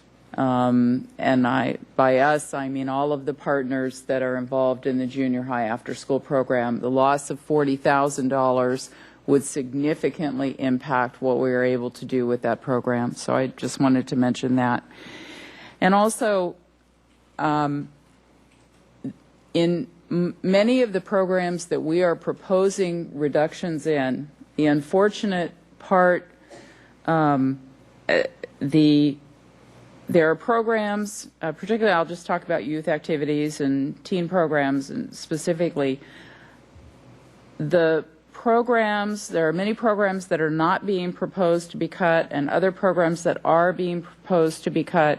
And oftentimes the factor that comes into play is that we have a significant amount of programs that are 100% subsidized by the general fund because these are services that are not provided by other people in the community. And that's many of the programs that that we've been talking about with the reductions. And so there are other programs that we are generating revenue and we're covering our direct costs.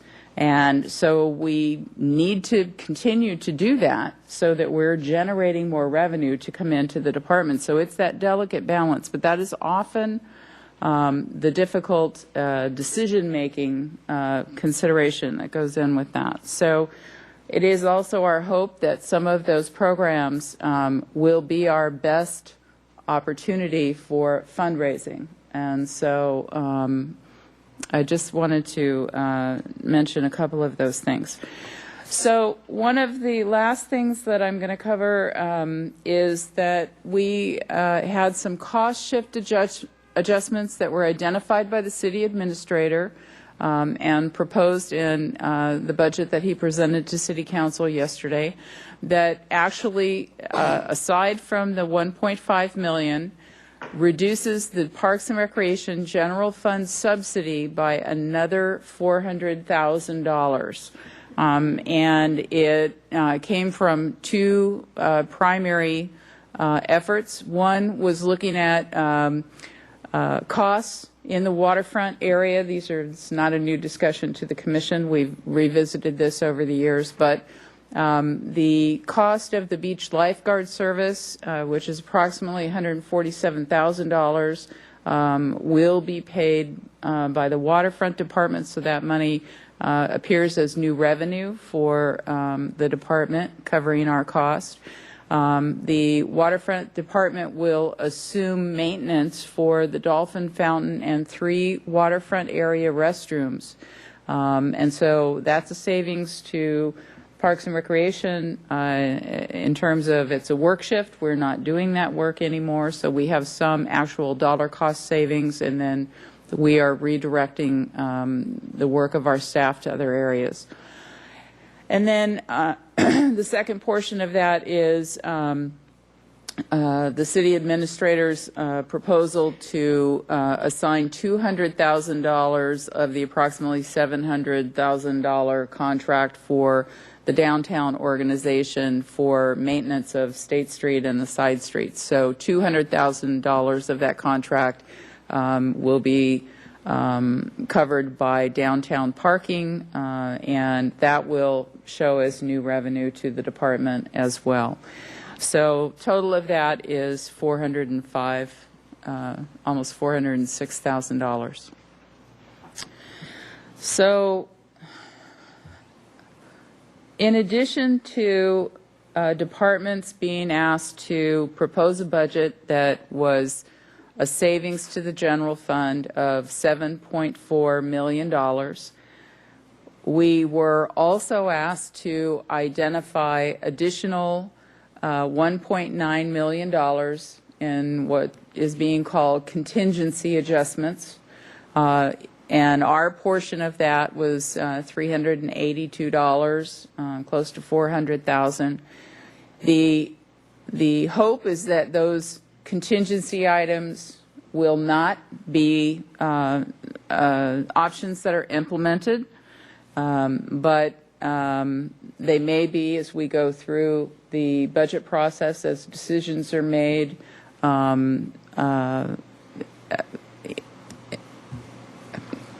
Anyway, I'm sorry, couldn't get there. I'm going to go through these pretty quickly in the budget document. There is more information on them, but we listed these in priority order in terms of if you have to go there, do this first. Reducing the free summer fun drop-in program to a half-day format. Last year we had 450 children participate in that program, and we extended it to a full day with the additional funding that was provided by City Council. Then the second is we would reduce the free campus-based after-school sports program. This again also was funding that was provided to the department related to engaging more youth in activities after school. So that was part of that additional funding. We would reduce that, affecting about 200 kids. An option is to close the West Beach wading pool, which would leave us without any wading pools in the city, so it would have a significant impact to families with young children. The fourth option is to eliminate one of 2 youth job apprentice coordinators, and that would affect the number of youth that we could have be involved in that program. These are the people who coordinate both the recruitment and the placement and the supervision of those positions. We would propose the elimination of a supervisor. This would be the Neighborhood and Outreach Services supervisor, previously a Recreation Supervisor 2. And that would be a savings of $110,000, but would have a significant impact to the proposal that we've just put forward to you with neighborhood and outreach services, and an impact on programs to teens, youth, and families. Elimination of a park grounds maintenance worker, and additional elimination of park seasonal hourly staff. And our seasonal hourly staff, again, with our park operation, we have a lot more hourly staff in the spring and the summer. And so this would affect our ability to just extend our park maintenance staff during those critical times. Number 8 on the list is eliminating another position in parks, a senior maintenance worker. And then number 9 is more additional parks hourly staff. And those are the additional contingency adjustments that we would make, or that we have on the list if they need to be considered. I do think it was important to just go over some of the things that we talked about that we considered, but we did not do. So we talked about doing across-the-board fee increases. And our decision was to not do that because we have seen what happens when we do mandated fee increases and we go above the market level for activities and participation drops off. We have seen an increase in participation in our recreation programs over the years, and we don't want to have a negative impact on our revenue at this point. Closing Ortega Park Pool completely, eliminating our adult sport leagues, the possibility of closing our public counter at our main office, the elimination of a printed activity guide and relying strictly on an online version, and probably some supplemental marketing pieces for some of the communities. Eliminating the park ranger program, which would certainly affect our park safety. We talked about closing certain park restrooms. We talked about, with the playground replacement program, removing older playgrounds as they are no longer up to code instead of replacing them. And we also talked about renegotiating some of our partner agreements with Pony Baseball, the Police Activities League, some of the other nonprofit partners where the city provides access to city facilities at low or no cost. Santa Barbara Swim Club is another one, the Lawn Bowls Club. So we looked at all of those things. So am I doing this part or are you doing this part? I'm going to make a suggestion. Yes. Let's take our break now, and let's come back and start Okay. with highlights and move into questions. Okay. Okay? Yeah. So we start. I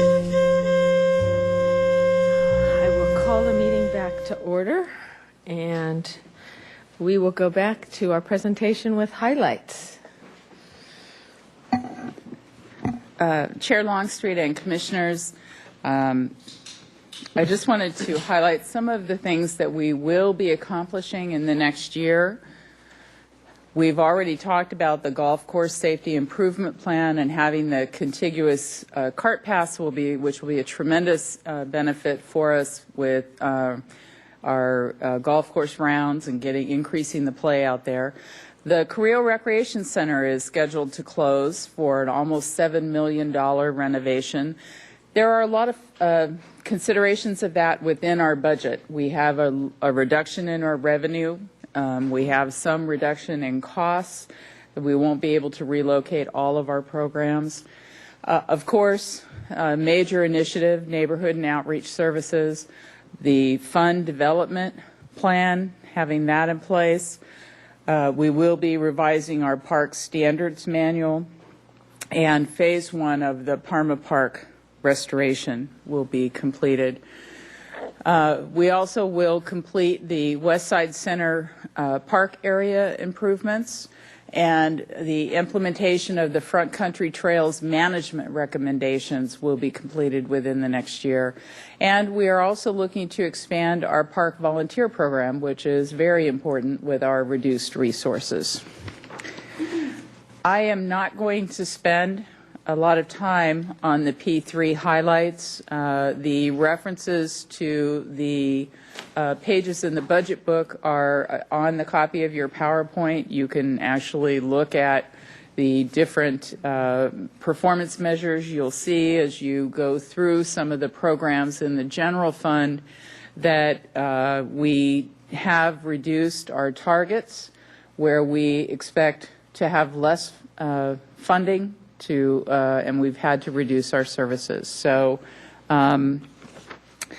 with that, I think we will conclude our staff presentation and answer questions that the commission may have. Thank you.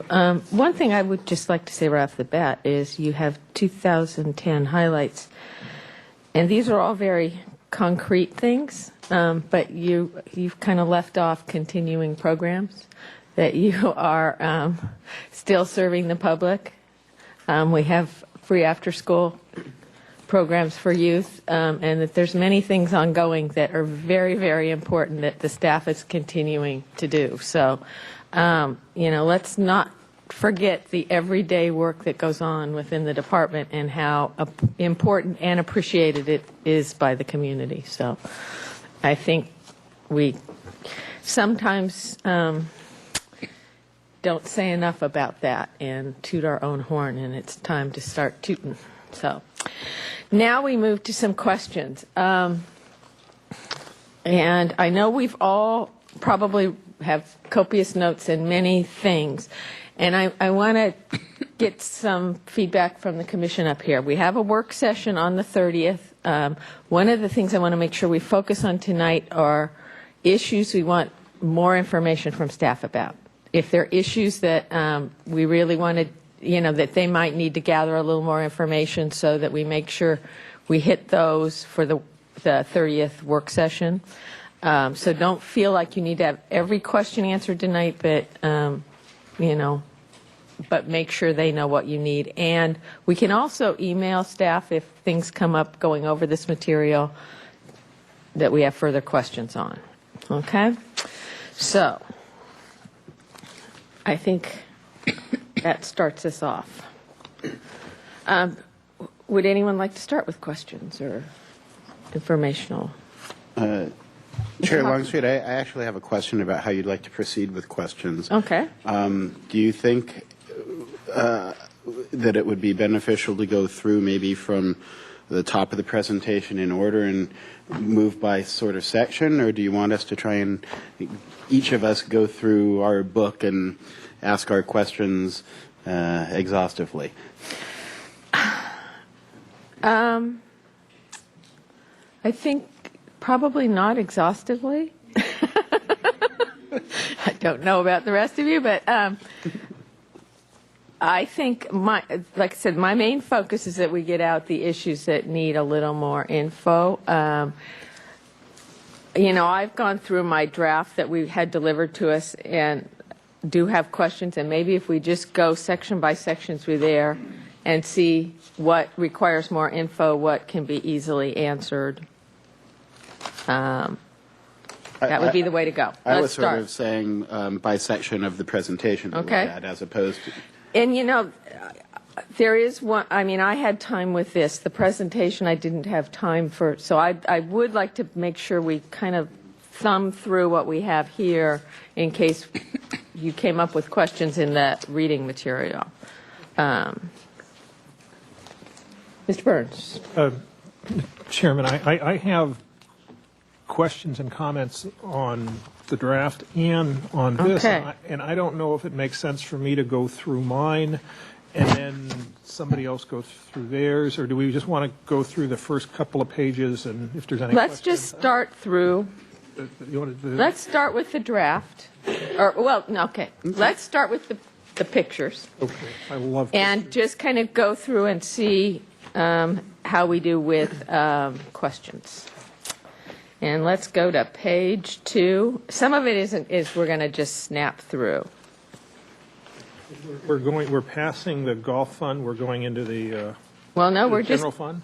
No, let's just go page by page. We And A couple of the questions that I have, Chair Longstreet, are extremely easy and can be answered in a moment. Sure. Well, let's go for it. Okay. So. And just chime in, because Sure. my peripheral vision isn't going to be so great. But Ms. Rapp, you had talked about the 63 facilities, 220,000 square feet, 46% of all general fund facilities. I'm assuming that your calculations is 46% of the square footage of facilities, or 46% of the number of utilities? Number of facilities. All right. Could I chime in? With those 63 facilities, I know that somewhere in the city there's a document showing what level of maintenance or what level of how well the building is maintained, and we've kind of not really looked at the existing buildings. We're just looking at what are we going to do, and I think we ought to have a slide showing how the buildings are. We're looking further down. There's a slide showing on some capital improvements of about $600,000, and I believe the buildings we maintain probably have maybe $12 or $14 million of deferred maintenance in them, and we've got to let people know that it's not that we're just picking some items. There's a lot of items we'd love to handle that we're not able to, and I think if we could put that in a better perspective. And also some indication as to how many of those facilities are actually being actively used by park and recreation programs, and how many we're just maintaining to maintain, or possibly even maintaining for other departments' benefits. Okay. Good points. And we're into the Creeks Division. Do we have... We're just kind of going through page by page. Creeks Division, questions or further information?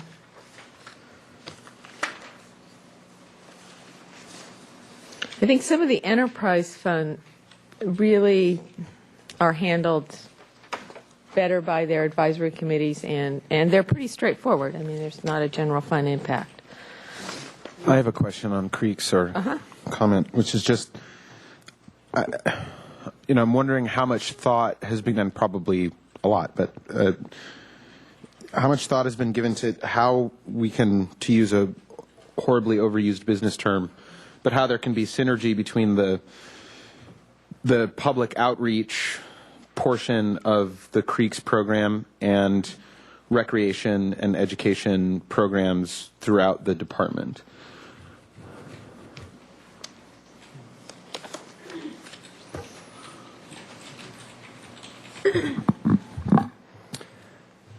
That's a good question. We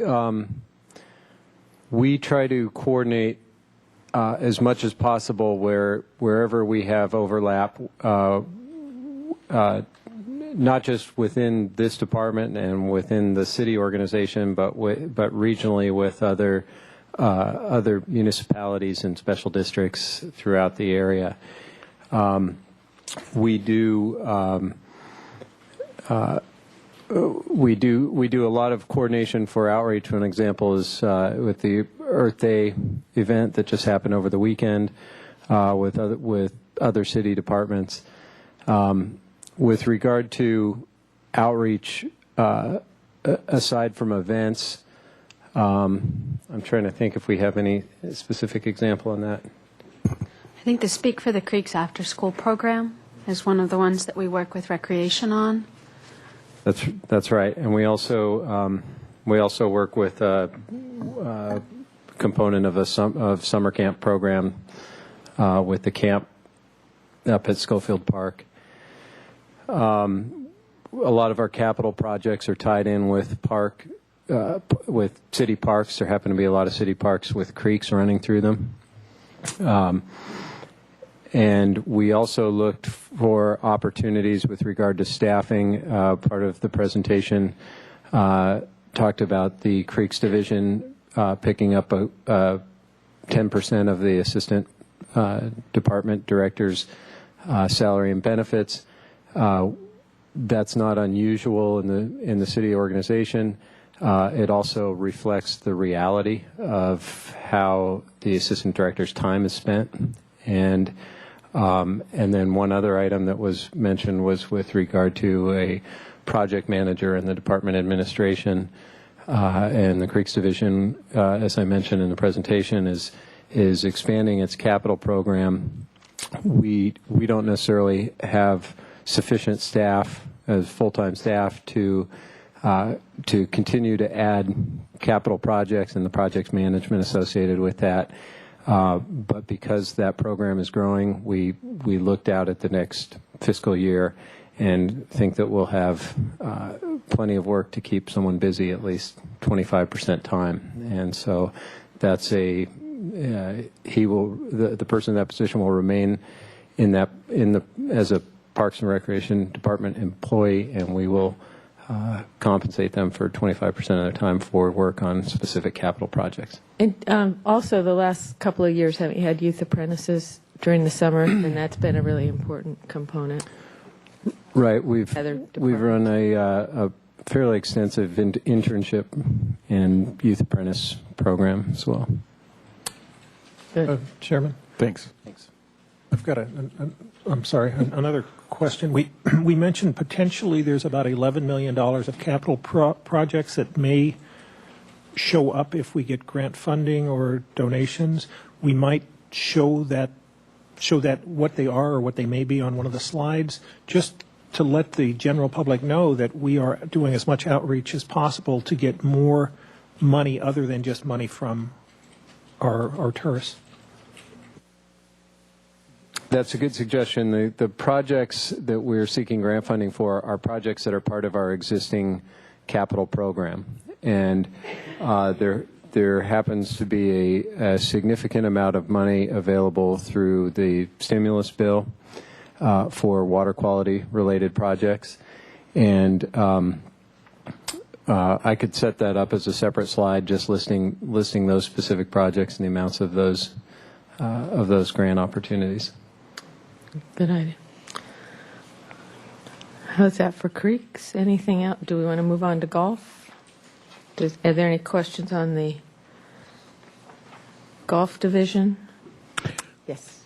I have just a request for information for the work session. I would love a slide, a handout, something to help me understand a little better the sort of like process and policy involved in loans between city funds, and when interest is charged, when it's not charged, what are sort of like policy considerations around that, et cetera. And it's just one of the things in trying to get a whole picture that I'm trying to get my head around. So, and it just came up under golf because of the one of the line items in the revenues, the loan from the general fund, and I don't actually have a specific question about that particular loan per se, but I'm just interested in kind of how that works and why.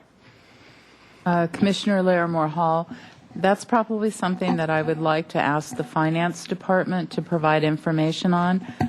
Could I ask that perhaps you send me an email with some specific things, because it may be that that information could be provided in a written form for you, and if and we'll share it with the commission, all the commissioners. And then if it would be helpful to have somebody from the Finance Department attend the work session, I'm sure they would be happy to do that. So we could look at that either way.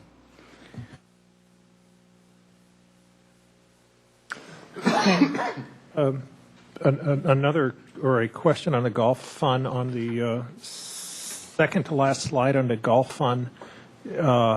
It's a pie chart, and the size of the chart and the numbers that they correlate to isn't quite correct. If somebody would just kind of, it's already been fixed. Okay, thank you. Okay. All right. Any other questions on golf? Yeah, that doesn't look like 15%. Okay. Then let's move to the general fund. See if I had any. Okay.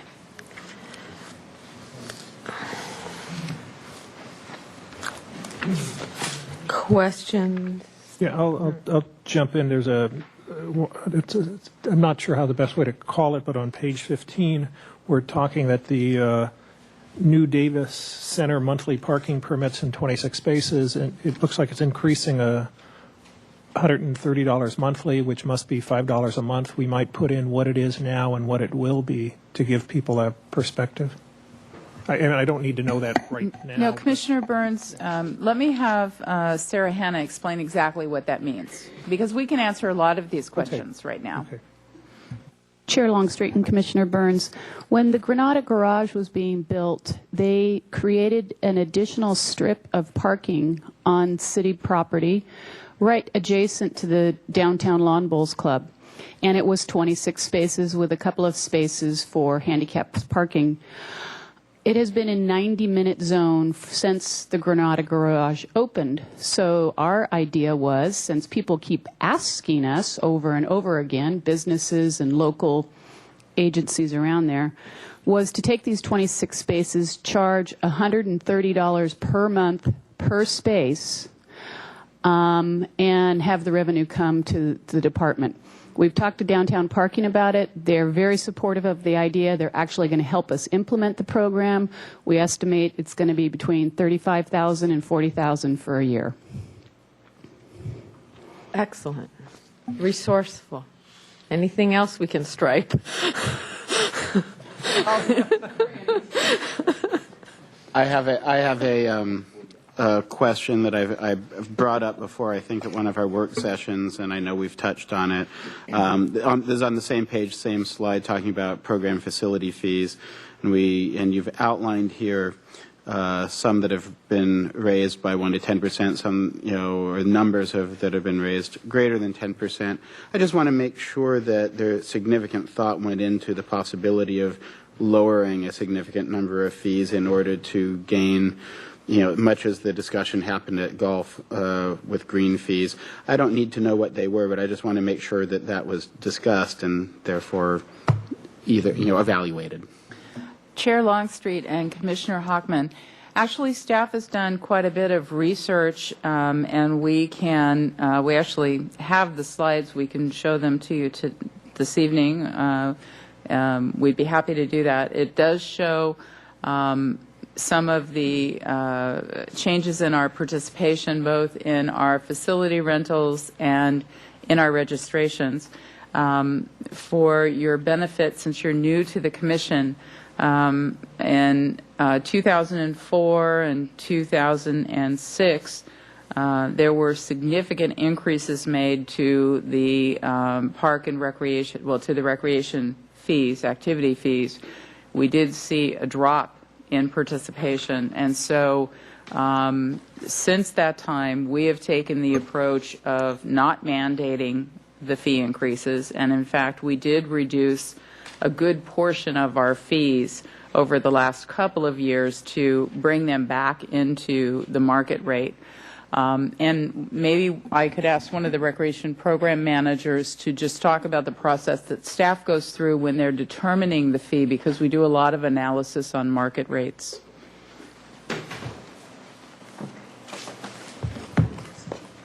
Do you want to have go to the slides? Slide 74. Chair Longstreet and Commissioners, I'm Judith McCaffrey, Recreation Manager. And a lot of thought has gone into every year. We spend a lot of time looking at our fees. Parks and Recreation, especially Recreation, has a lot of competition in the community for our programs, whether it be facility and park rentals or classes for adults and youth. So we want to be right there in market price. Our focus in the last few years is to keep our fees in line with our competition and to work on increasing our participation. And we've seen a steady increase in our program participation as a result of that. So there are a number of things that we can consider. Community need, the community importance placed on the types of programs that we offer. We look at the demographics of our target audience when determining our fees. Is the activity unique? Is it available in the community? We try not to duplicate other services that other programs are providing. And like I said, we look at the competition that we have for our participation base. And we price them for a maximum capacity and fill the capacity of our programs. That's fine. Oh, that's not it. There we go. That's it. For me, that's sufficient. I just wanted, to ask the question to verify that price reductions were considered, and we've found what you believe are the optimal, sets for participation and revenue.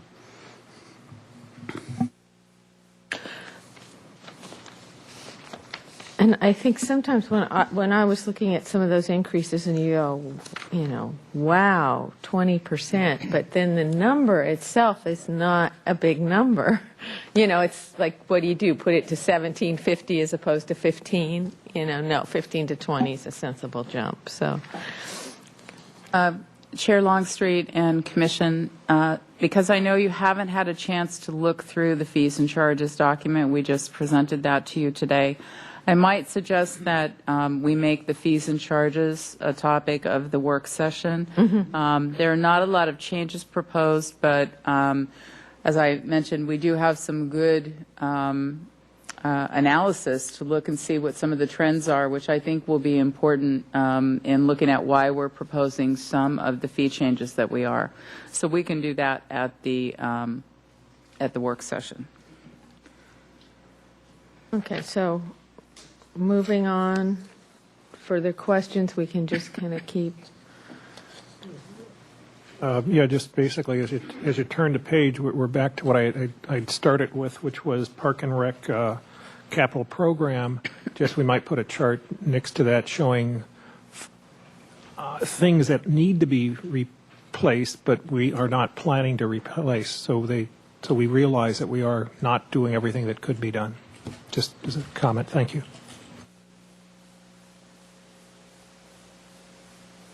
Okay.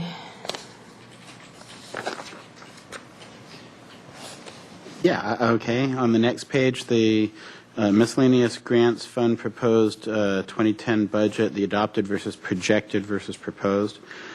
Your explanation of what the projected column means usually is that there's an add-in for, say, increased labor costs or something like that. This is on our page 17, that one.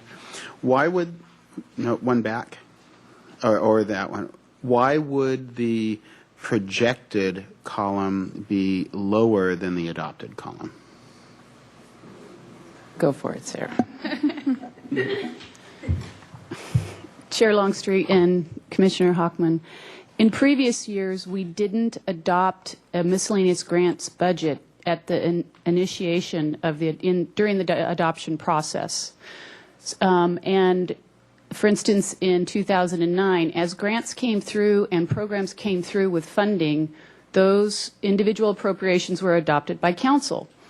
But we are only planning on really spending in 2010 this amount of money, and that's what's been projected and adopted.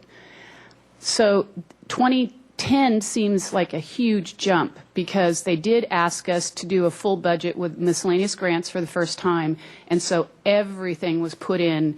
And after-school programs have gone back and forth between general fund and miscellaneous grants, and now they have finally decided all in miscellaneous grants. And that's why you can see on the next slide that youth activities budget is very large because of the 3 large after-school programs.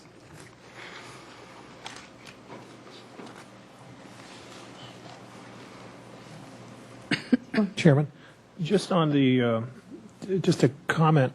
Could we, just on these miscellaneous grants, show or possibly talk about how we relate versus how other cities do grants on this? I'm not sure, because it's just suddenly, at one time we were talking of how $40,000 was something that we couldn't have, and it would be a big difference, and suddenly we're just assuming we're going to get miscellaneous grants of $500,000. So if maybe at our work session we can try to flesh that out.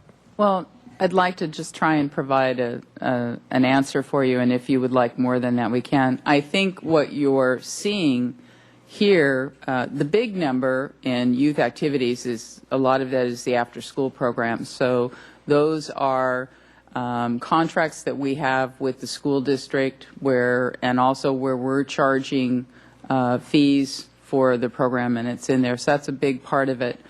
But very specifically to what you're talking about with the fundraising, at this point, all these are is markers. We're saying that we are going to fundraise that amount of money. If we don't bring in that amount of money, then, I mean, it becomes like an enterprise fund.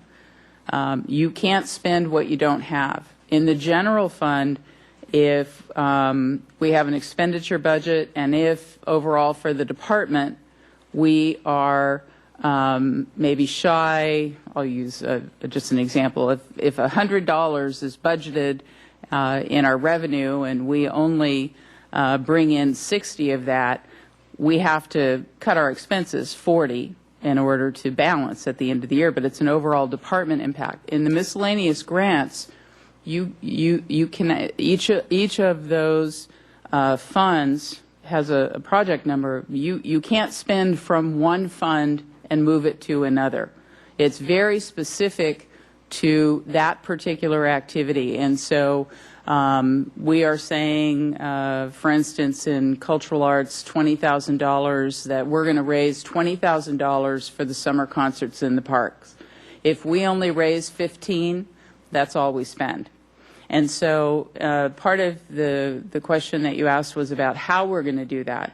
And that's part of developing a plan, a fund development plan. So some of that will be grant writing, and some of that will be working with the Park Foundation and others to gain greater support. And some of it will be developing a sponsorship program.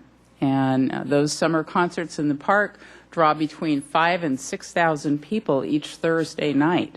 It's a great opportunity for a local business to have a high profile at a very well-loved community event. So we'll be exploring some of that.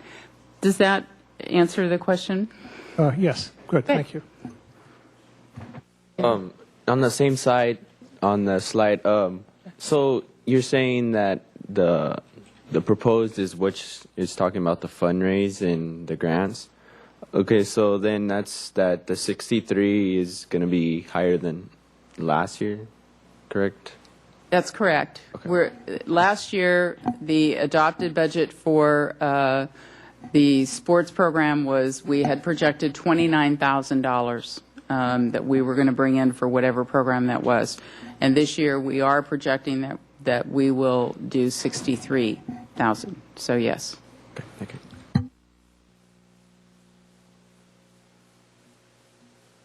Okay.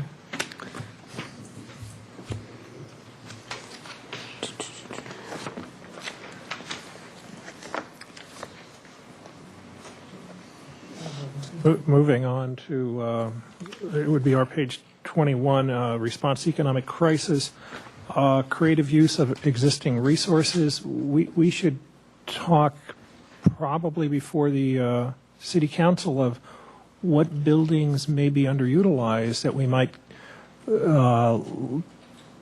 be able to be leased by another organization. And I don't know what we have, but but that's just, I just wrote down as that's a creatively something we might think about.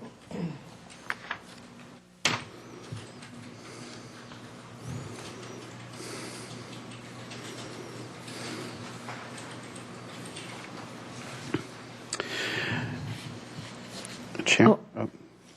Go on. I was going to go to page 23 if there isn't anything before that. Yeah, 22. One of the questions I had was with the closure of the Lower West Side, wasn't that mostly funded, the rent for it, by CDBG? And would we be eligible if we still got CDBG funds to apply them to the programming? Or? I don't believe that we've had funding to support the lease operation of the Lower West Side with CDBG for a while. I could be wrong. Okay. It seems to me that it's really been a long time. The Human Services Commission really moved towards funding non-city programs with their funds. We've had more success with the capital funding. Okay, thank you. On the, Oh, okay, thank you. On the same slide where we mentioned annual tennis court resurfacing, that we wouldn't be doing it. Might we consider through fundraising with the Friends of the Tennis to have them to do an annual fundraiser? I mean, $5,000 for an annual fundraiser isn't that much. Just to. And now to page 23. Maybe. This is where we get into some of the meat where, we were talking about achieving the budget goals by reducing our salary costs and primarily doing that by a few layoffs and not filling vacant positions. I was wondering how much thought, or if any thought, or what the analysis is of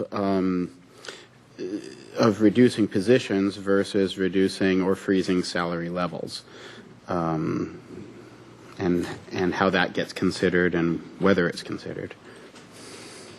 Chair Longstreet and Commissioner Hockman, actually there's been a lot of discussion and work towards that with the City Administrator's Office and the labor unions, and as part of this planning. And I'd like to ask Assistant City Administrator Joan Kent to come forward and answer that question.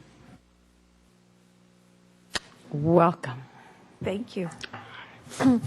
Yes, Commissioner Hockman, that's definitely a citywide effort. One of the things that actually, as we were starting to deal with the budget, one of the things that we heard from a lot of employees who are recognizing that there could potentially be layoffs and cuts in service was some expression of interest in saying we will consider potentially a furlough.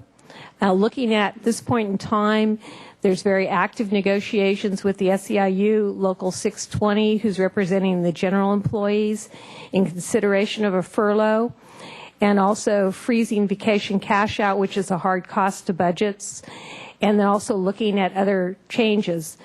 The managers of the city and the supervisors in the city have already agreed to a 5% furlough. So beginning for the period July 09 to June 10, there'll be a 1 year and possibly 2 year, but a 1 year furlough of 5% reduction in salary for managers and supervisors, frozen vacation cash out, and also freezing benefit levels.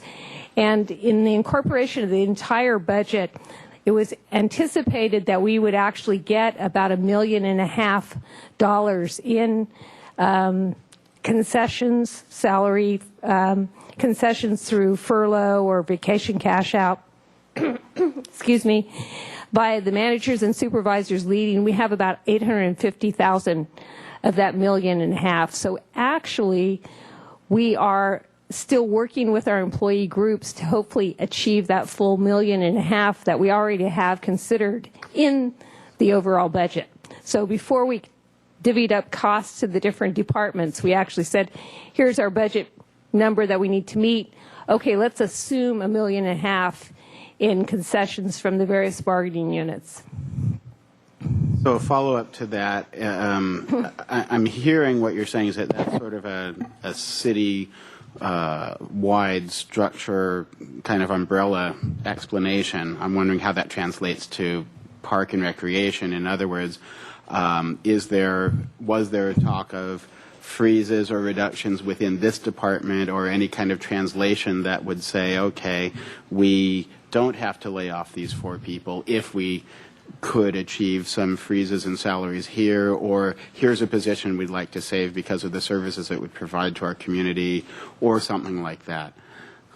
Well, I think specifically we dealt with because we're a unionized environment, you really pretty much need to deal with the issue of salary concessions or benefit freezes on a global basis, and really individual departments can't really deal individually with employees. There can be choices in organizations where people might voluntarily choose to work part-time or to make some other choices that might be helpful to the organization, but most of those things that relate to actually salary concession or benefits or furloughs have to be dealt with on a citywide environment. Thank you.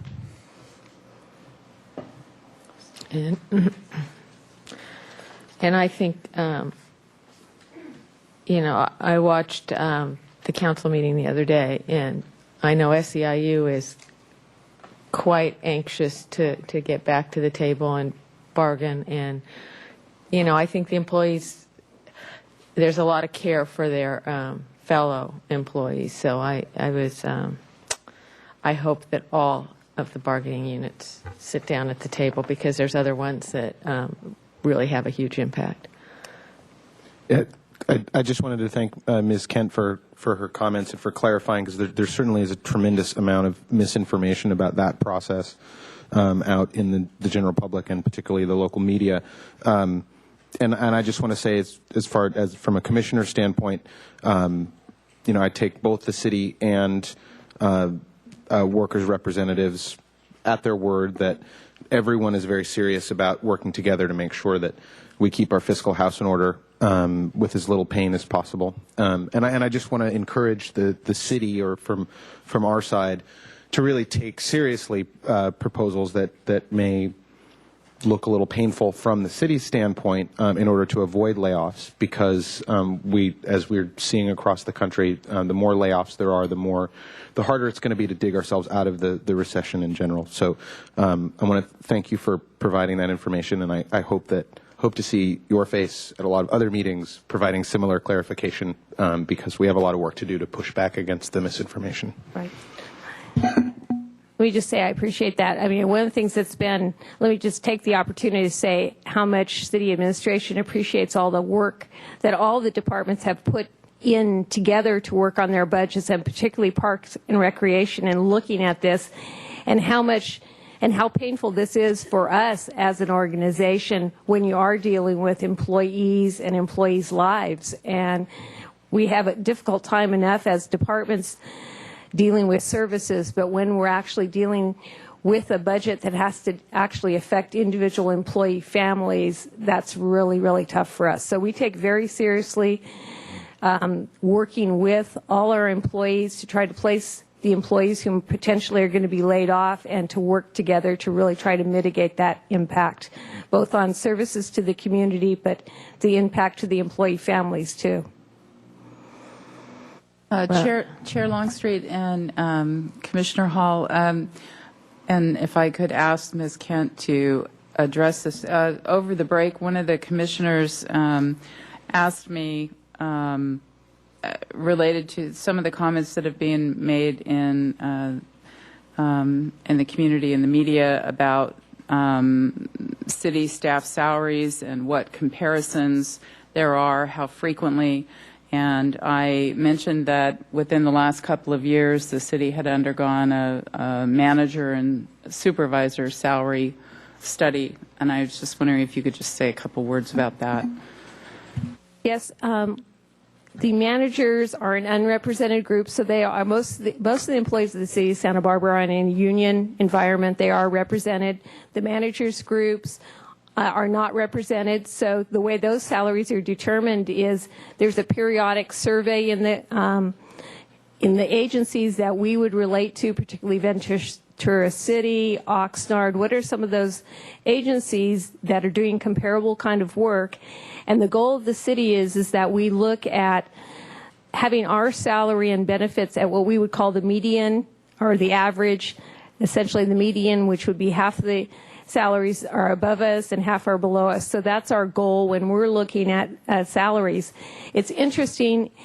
We've had this recent, a lot of discussion recently about salaries that's come out, but it wasn't but a few years ago that we were very concerned about the competitiveness of our salaries in the work environment and trying to actually recruit and retain quality employees for the organization. And that wasn't unique to us. That was unique to a lot of public agencies. So at the moment with the economic times, there's more focused on the salaries, but we really focus on just being at the middle of the pack.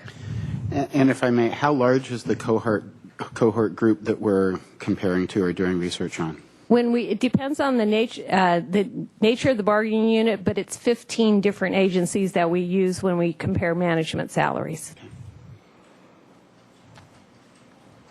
Thank you. Okay. That is helpful. I remember when we had trouble recruiting two here, and I think we were very fortunate to get Miss Rapp, but I sat in on those, and that was a huge issue to people who applied for the position, was relocating to this area. So, yeah, there.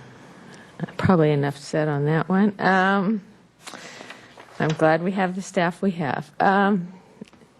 So, as we move through here, we're at 23.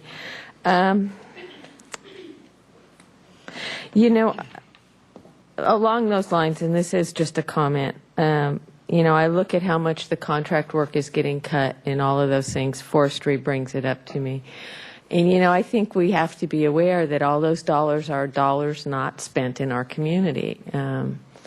It's work that needs to be done. It's work that will need to be done again, but it is larger than just our workers who are affected here. There's tree companies out there hurting too. So I think your comment about it affecting everyone is a larger part of the picture, and that's part of our recovery from it. Okay. How are we doing? I have something on 24. Okay, go. So the closing the public reception desk 1 hour earlier, is there a reason that we're not cutting that off the start of the day versus the end of the day when working people have that 1 hour window after they finish work to come in? Chair Longstreet and Commissioner Larimore Hall, I think we really truly did talk about that as well, and the city starts its business actually at 7:30 in the morning, and so because this is also our administrative reception desk, we looked at, you know, staying consistent with the city's operational hours. This is an elimination of hourly staff. So this is operating the front desk with reduced staff using permanent people. So we have less flexibility with the hours. But that was our thinking, you know, is that we would be open the traditional business hours of the city. It's not something that couldn't be revisited. We can revisit that. I mean, I appreciate those constraints and the fact that you all working in your offices need to have reception that matches up with what everybody else is doing in the city. But it, you know, it seems like an easy thing that will have a big impact on our customer service, and so it would be good, I think, to think about that a little more carefully. Could I jump in on that? I had a similar suggestion. Is my son's a Boy Scout, and sometimes I have to go to their Scout office, and they have Thursdays. They have their hours are an hour later on Thursday, so it may just be one day a week that people would know that they could get there at 6. And I just a possible suggestion, but somehow we've got to come up with something that works for everyone.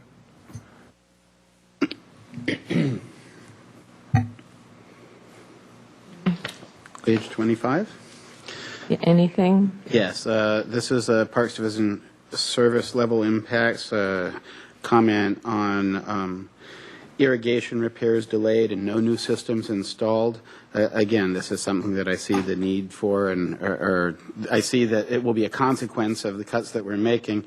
I want to make sure we're not being penny wise and pound foolish. When irrigation systems aren't working correctly, water is not used, you know, efficiently, and if no new systems are installed where there might be vegetation that needs to be maintained, maybe we lose some materials, and is this just going to cost us more either by waste or by replacement costs in the future? Well, Chair Longstreet, Commissioner Hockman, in regards to our irrigation systems, we do operate under what's known as a central control irrigation system. We're able to monitor our water usage using that system. In regards to no new systems, our new systems that would be installed would be at the Willow Glen Park. That would be one that's taken off the table for this FY10. Currently, right now, it is functioning. All our systems currently right now are functioning. In regards to other services that could be delayed, these services will be taken care of by our seniors grounds maintenance worker. That's one of their major responsibilities in the summer months, to go through and do that work.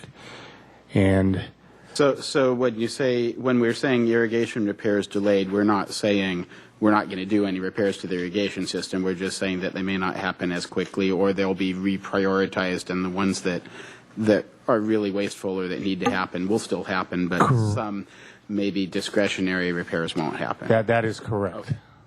Thank you. Thank you. Yes. Yeah. So the IPM improvement projects that are going to be canceled, is it only the sort of hardscape aspects of it, or are we going to have to increase our use of pesticides? Chair Longstreet, Commissioner Lerner-Hall, in regards to the suspension of our IPM improvement projects, we will go through and suspend those. As you're well aware, last year we did a lot of mow strips throughout our park system. We basically doubled the amount of work that's been done in the past. And we still have some work to do, there's no doubt about it, but a lot of this work also has to do with sustainable landscape projects. That means adding new plant material to our park system. And we feel it's best at this time just to have a suspension because, as you're well aware, we are under a drought condition within our state. I would rather not go through and be adding a lot of more plant material and not be able to maintain it if all of a sudden Santa Barbara becomes one of those drought cities. So that's why we're doing what we're doing for this year. But so in regards to whether or not we would apply more materials, that will still fall under our IPM fair zone. We'll still be working with our Citizens IPM Advisory Group, and if we do have to go through and apply any additional yellow materials, specifically Roundup, to any of our park system, we still would have to go through and apply for an exemption in order to do that. And so once again, I'm going to ask, and I'm going to let everybody know, we still need volunteers to make this program work. That was one of the major items that when we did adopt the fair zone, when we did become 98% green in our park system, that we would go through and have a supply of volunteers. And that was the pledge that our city residents stated they would do. I'm still waiting. We still have a nice volunteer program at Alice Keck, at the Mission Rose Garden, at a few of our other parks, and those people are commended. I mean, they go the extra mile, but I still need that to happen in many other parks, Shoreline Park, La Mesa Park, Hilda Ray Park. We're working right now with that La Mesa Neighborhood Association. What a great group of folks. And I really feel that they are going to come through and help our park system. But we still need other folks to help within our neighborhood parks. Los Robles Park, Willow Glen Park, Stevens Park. You know, with Stevens Park, regarding our creek manager and also supervisors within that program, we have received a lot of additional help with that program in order to maintain Stevens Park. If you haven't gone to Stevens Park, go and look at the beautiful landscape that they installed, and it's just outstanding that people can actually go through and implement that kind of landscape in their own backyard. One, they can reduce pesticide use, they can also reduce water use, they can have a beautiful garden, and they can also have natives in their yard that are just outstanding. And that's part of it. I'll get you some volunteers. Thank you. And as a softball question, is there a particular phone number someone should call to if they wanted to volunteer, or is there a website they should look at? If you want to give a call, you can actually call 564-5433. That is our Parks and Recreation number, and they will forward them off to me. You can call me directly, 564-5464, and I'll speak to anybody and sign them up. I actually just signed up a lady yesterday for Sunflower Park, and she didn't know she was going to get signed up. She had, you know, and I enjoyed doing that. And we're actually right now tomorrow we'll be sending her off a packet, and it's just outstanding. But you know, we continue to do that day in and day out. Good, yeah. Well, I mean, I was looking at the program performance measures for grounds, and I am really concerned about those levels and the hits that it's taken there, and it's going to be hard to get back. So I think that's an important part for the public to realize, is that that they need to help. All right. Okay, I have a question on the next slide, which is, I guess, slide 52. State Street maintenance. This is our contract for cleaning up the State Street downtown area and side streets. I have two questions on this. One, I think I'm a little confused. Further on in the presentation, when we were talking about cost shifts, there was a cost sharing from the downtown parking. Is that the same contract? Chair Longstreet and Commissioner Hockman, it's the same contract, two different actions that are being proposed. One is that many of the community organizations that receive funding from the city, we have what's being proposed is that their funding be reduced at the same level that city departments are reducing, and so we have applied that reduction to the DO. Ms. Zachary worked with the DO and identified exactly what service impacts there would be if they had the reduction. And so what you're seeing there is what they have identified, which would be less frequent cleaning of State Street and the side street, power washing and all of that. And then separately is $200,000 of whatever that contract cost is will be paid for by the downtown parking. Okay. Thanks for the clarification. Then my question is going to go towards the reduction in service. And again, this is just sort of, I'm looking ahead to the future with a slight concern that if the service is cut in a way that's in any way significant or, for instance, noticeable, that's one of our major corridors that we get a lot of our tourists on, and the tourists, as I think we all know, generate a large, significant portion of revenue, both through the transient occupancy tax and through sales tax revenues that are generated in the city. And it's very conceivable that if our downtown area dirties up, that people might not come back as often or for as long, or we might slip down a little bit on that list of desirability. And I, for one, would like to see Santa Barbara stay a primary destination. And, you know, for a number of reasons, and for the pertinent one here is that it preserves our revenue stream. So I just want us to be aware of that. Chair Longstreet, if I could just add some more information for Commissioner Hockman. When we met with the downtown organization, they did identify these service reductions. Some of the reduced funding is going to be offset by the fact that they have some lower costs than they anticipated as well. So while we share your concern about maintenance of State Street, what we believe the downtown organization is proposing really minimizes the service impacts, both due to the fact that they've been able to determine ways to save in other areas of their budget in order to continue to provide services, because they're obviously very committed to doing that. We also meet with them on a quarterly basis and do a walkthrough. So in addition to the work that the downtown organization is paid to do on State Street, we provide services, both Parks Division through Forestry, and then also the Streets Division through Public Works. And the other thing that we have talked about is that we will need to monitor what's going on and whether we see changes and how we would address problems as they arise. And I think as this commission is well aware, despite what we're facing in our budget considerations for next year. When we are faced with a situation that needs to be addressed, we will address it to the best of our ability.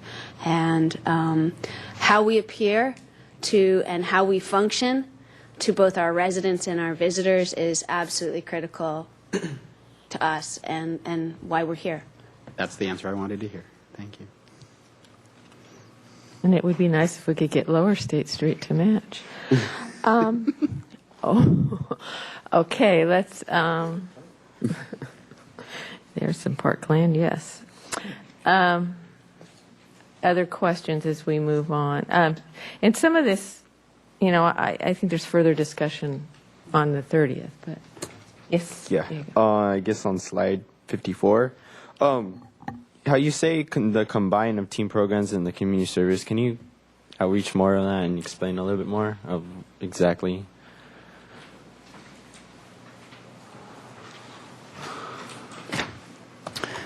Currently, community services has, I want to say 5 employees, but I probably am miscounting. They have a supervisor, 2 community services coordinators, a grounds maintenance worker, an office specialist, and I might be forgetting, I apologize. And they have community centers, Franklin, Lower West Side, and also the Davis Center. And teen programs has 2 permanent employees, a supervisor and a recreation coordinator that supervises the teen center, and they have the 1 facility. And what we're proposing is merging their budgets, merging the programming that they provide, and having those 2 groups come together.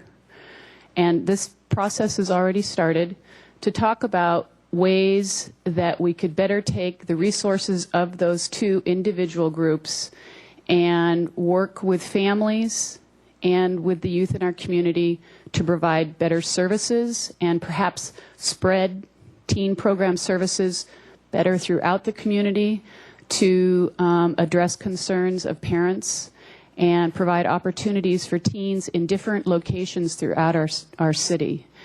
The other aspect of bringing teens to community centers is also to change and bring community center services to the teen center. We have free food distribution programs. We have health and support services for families. But that information is not located at the teen center. So it's to try to trade off the programming and spread the programming throughout the community so that more families, more teens, more youth are reached in a more service-oriented way. And they seem like a good match because they're really trying to help youth and families to both aid groups, but they're working on some kind of parallel programming areas, and this will allow them to collaborate together, share ideas. Teen programs has a lot of collaborations that they work in now, but those agencies aren't at the community centers. So to bring those 2 together and blanket the city more thoroughly. Thank you.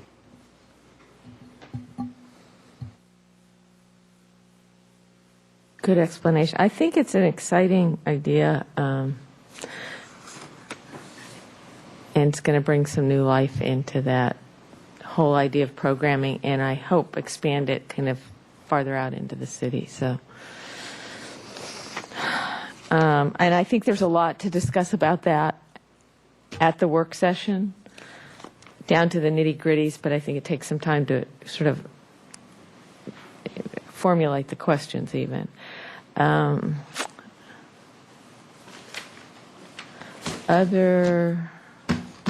we're down to cost shift adjustments and...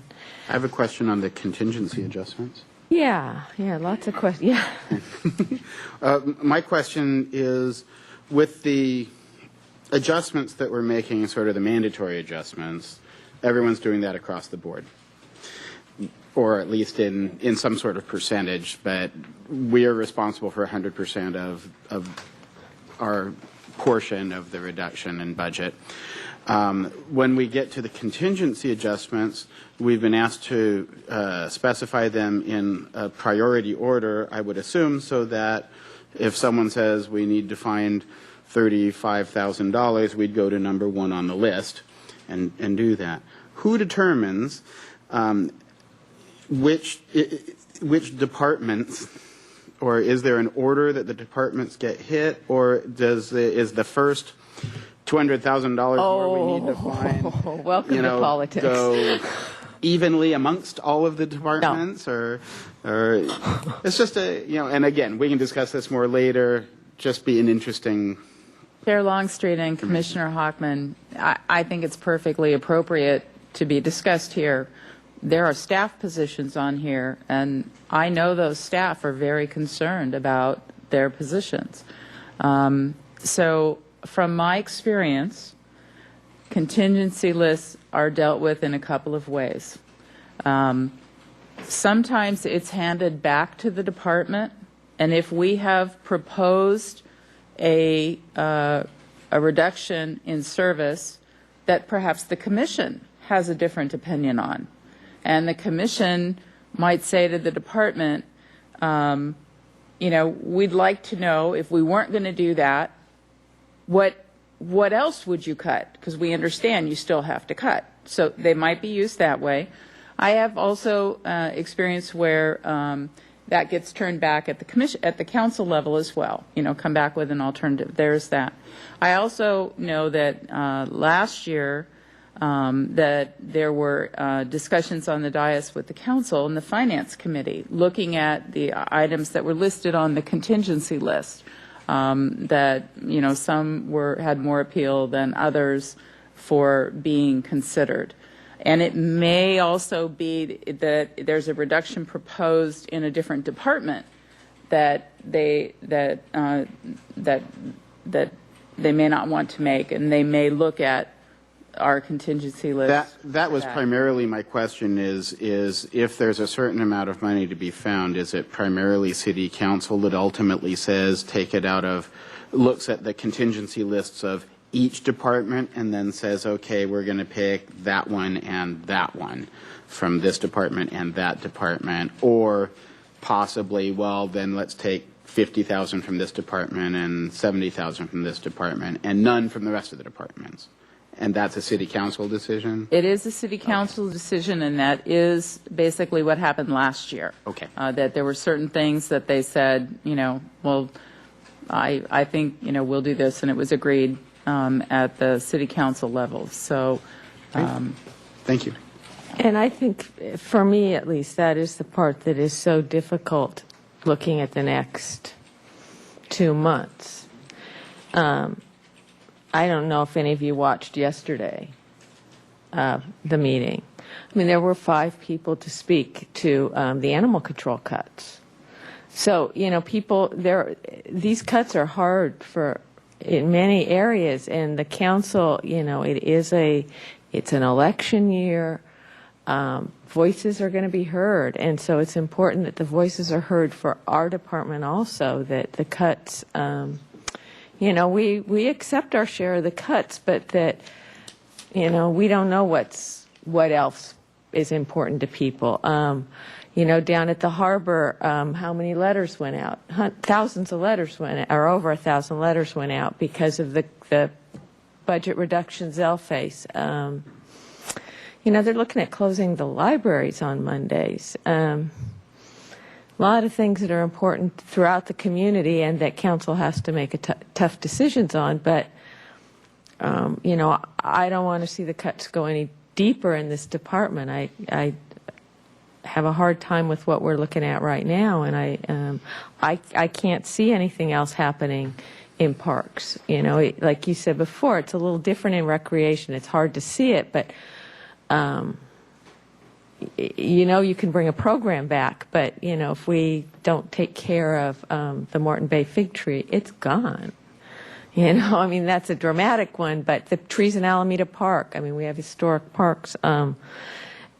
And I would also, it would just kill me if we lost our after-school programming. That's all those kids that's the only place they have to go, and they are well taken care of in our, so there's, I mean, we all have our pets in it, but, I was surprised yesterday to see, that focused a commitment already making public comments. So I hope the people that use the parks benefit from the parks, and that's all of us because we all drive by one or drive by a street tree or whatever, come out and make their voices known too.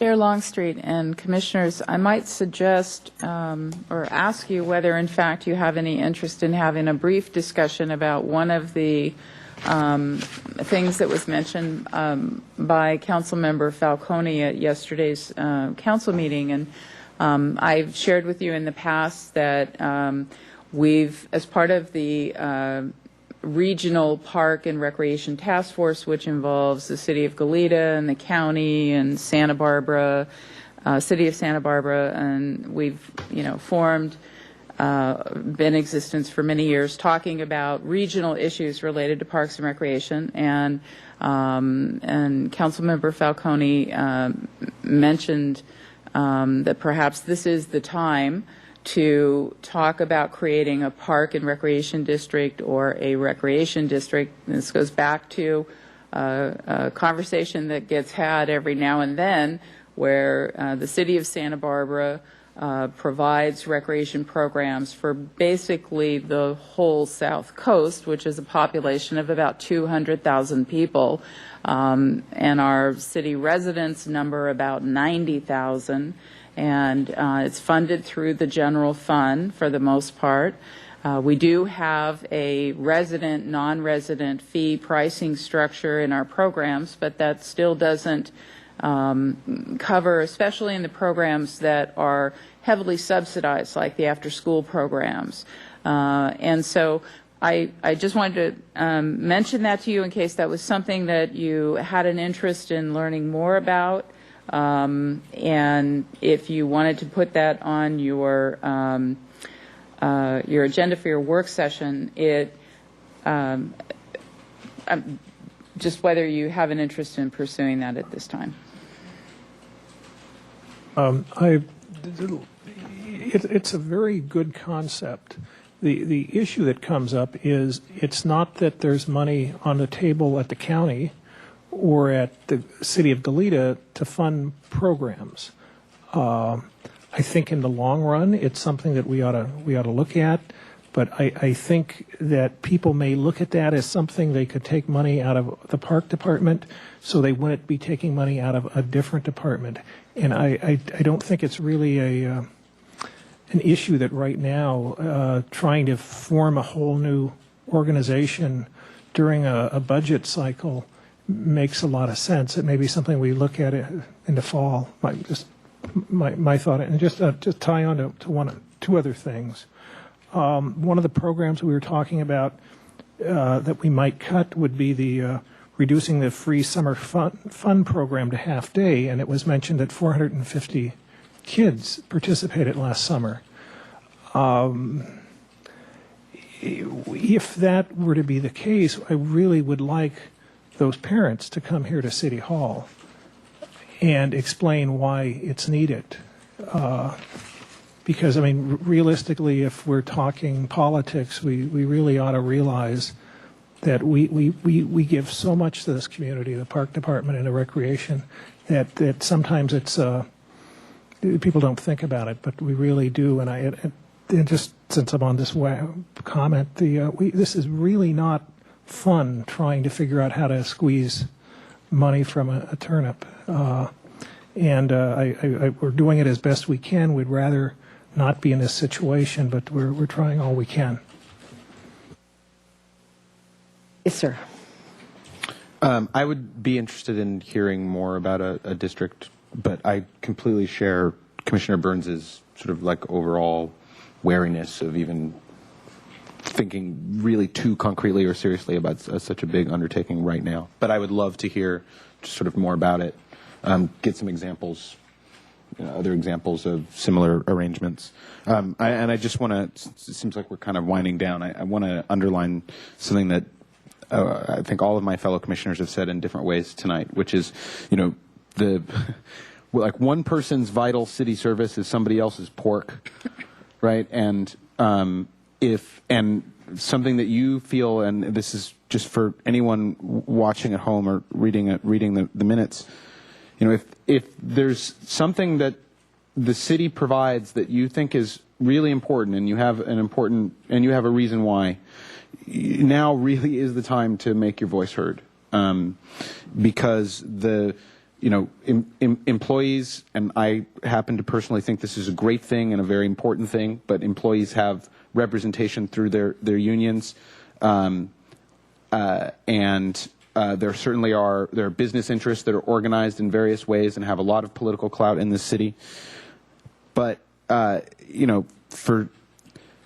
the parents of kids who are being serviced in after-school programs, or someone who happens to live in an area where pest abatement or animal control makes the difference of whether they can live there or not, you got to come down to City Hall. You got to write a letter. You got to raise your voice, because City Council can't parse all of that information and guess what's important unless you make your voice heard. So please do avail yourself of all of the opportunities you have to give us all some input, because we're going to have to make difficult decisions, and it's pretty hard to do in a vacuum. I would also agree about the recreation district.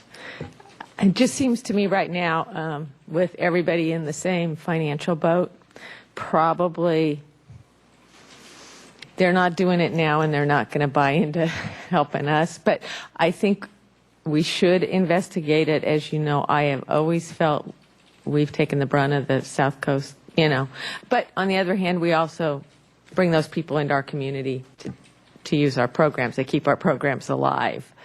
So I think we need to investigate it, but maybe we need to get through the budget first. Is that? Just one clarification, just so that the Park and Recreation District format is basically based on a parcel tax. So it's applied to the people who live in the community. So I just wanted to make sure that that was understood. That's fine. We can look at that. Is there any more for tonight? If I could just clarify the things that I heard and noted down that the Commission was interested in focusing on at the work session. Having staff provide a bit more information on the fees and charges, and then you didn't say it that way, but I'll say it that way, maybe the cost recovery of some of our different programs. What are the programs that are 100% subsidized by the general fund?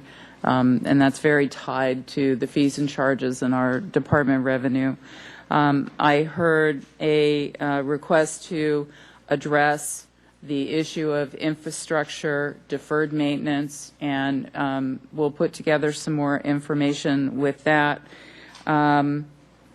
To have additional information on the general fund loan policies, practices, how the city deals with that, and we'll work with the finance department to get that. Having perhaps a review of our facilities to look and see what facilities are maybe not being maximized that potentially might be able to be leased to others to generate revenue for the department. The office reception hours, we'll kind of look at the history of when people have come in and asked for services at that time. Those are the things that I primarily noted. Was there anything else that? Well, there's the inter-fund loans, but I will send you an email about that. Oh yeah. Thank you. I just wrote it down wrong. Thank you.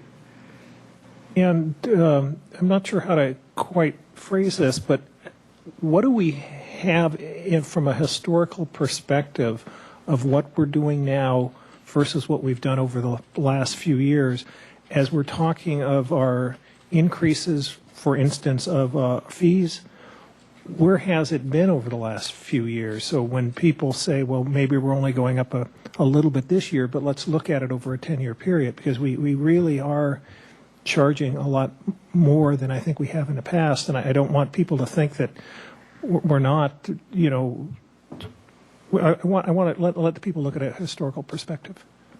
We can provide that.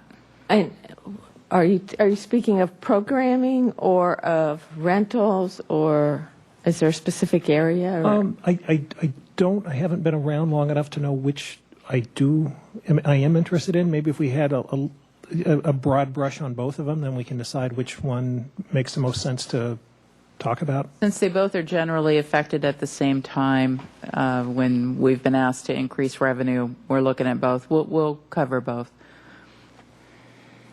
Okay. Other things that pretty much cover it for tonight? All right. Then The motion? I would definitely like a motion. I think this crowd out here would like a motion. I'll move to adjourn. Second? Second. All in favor? Aye.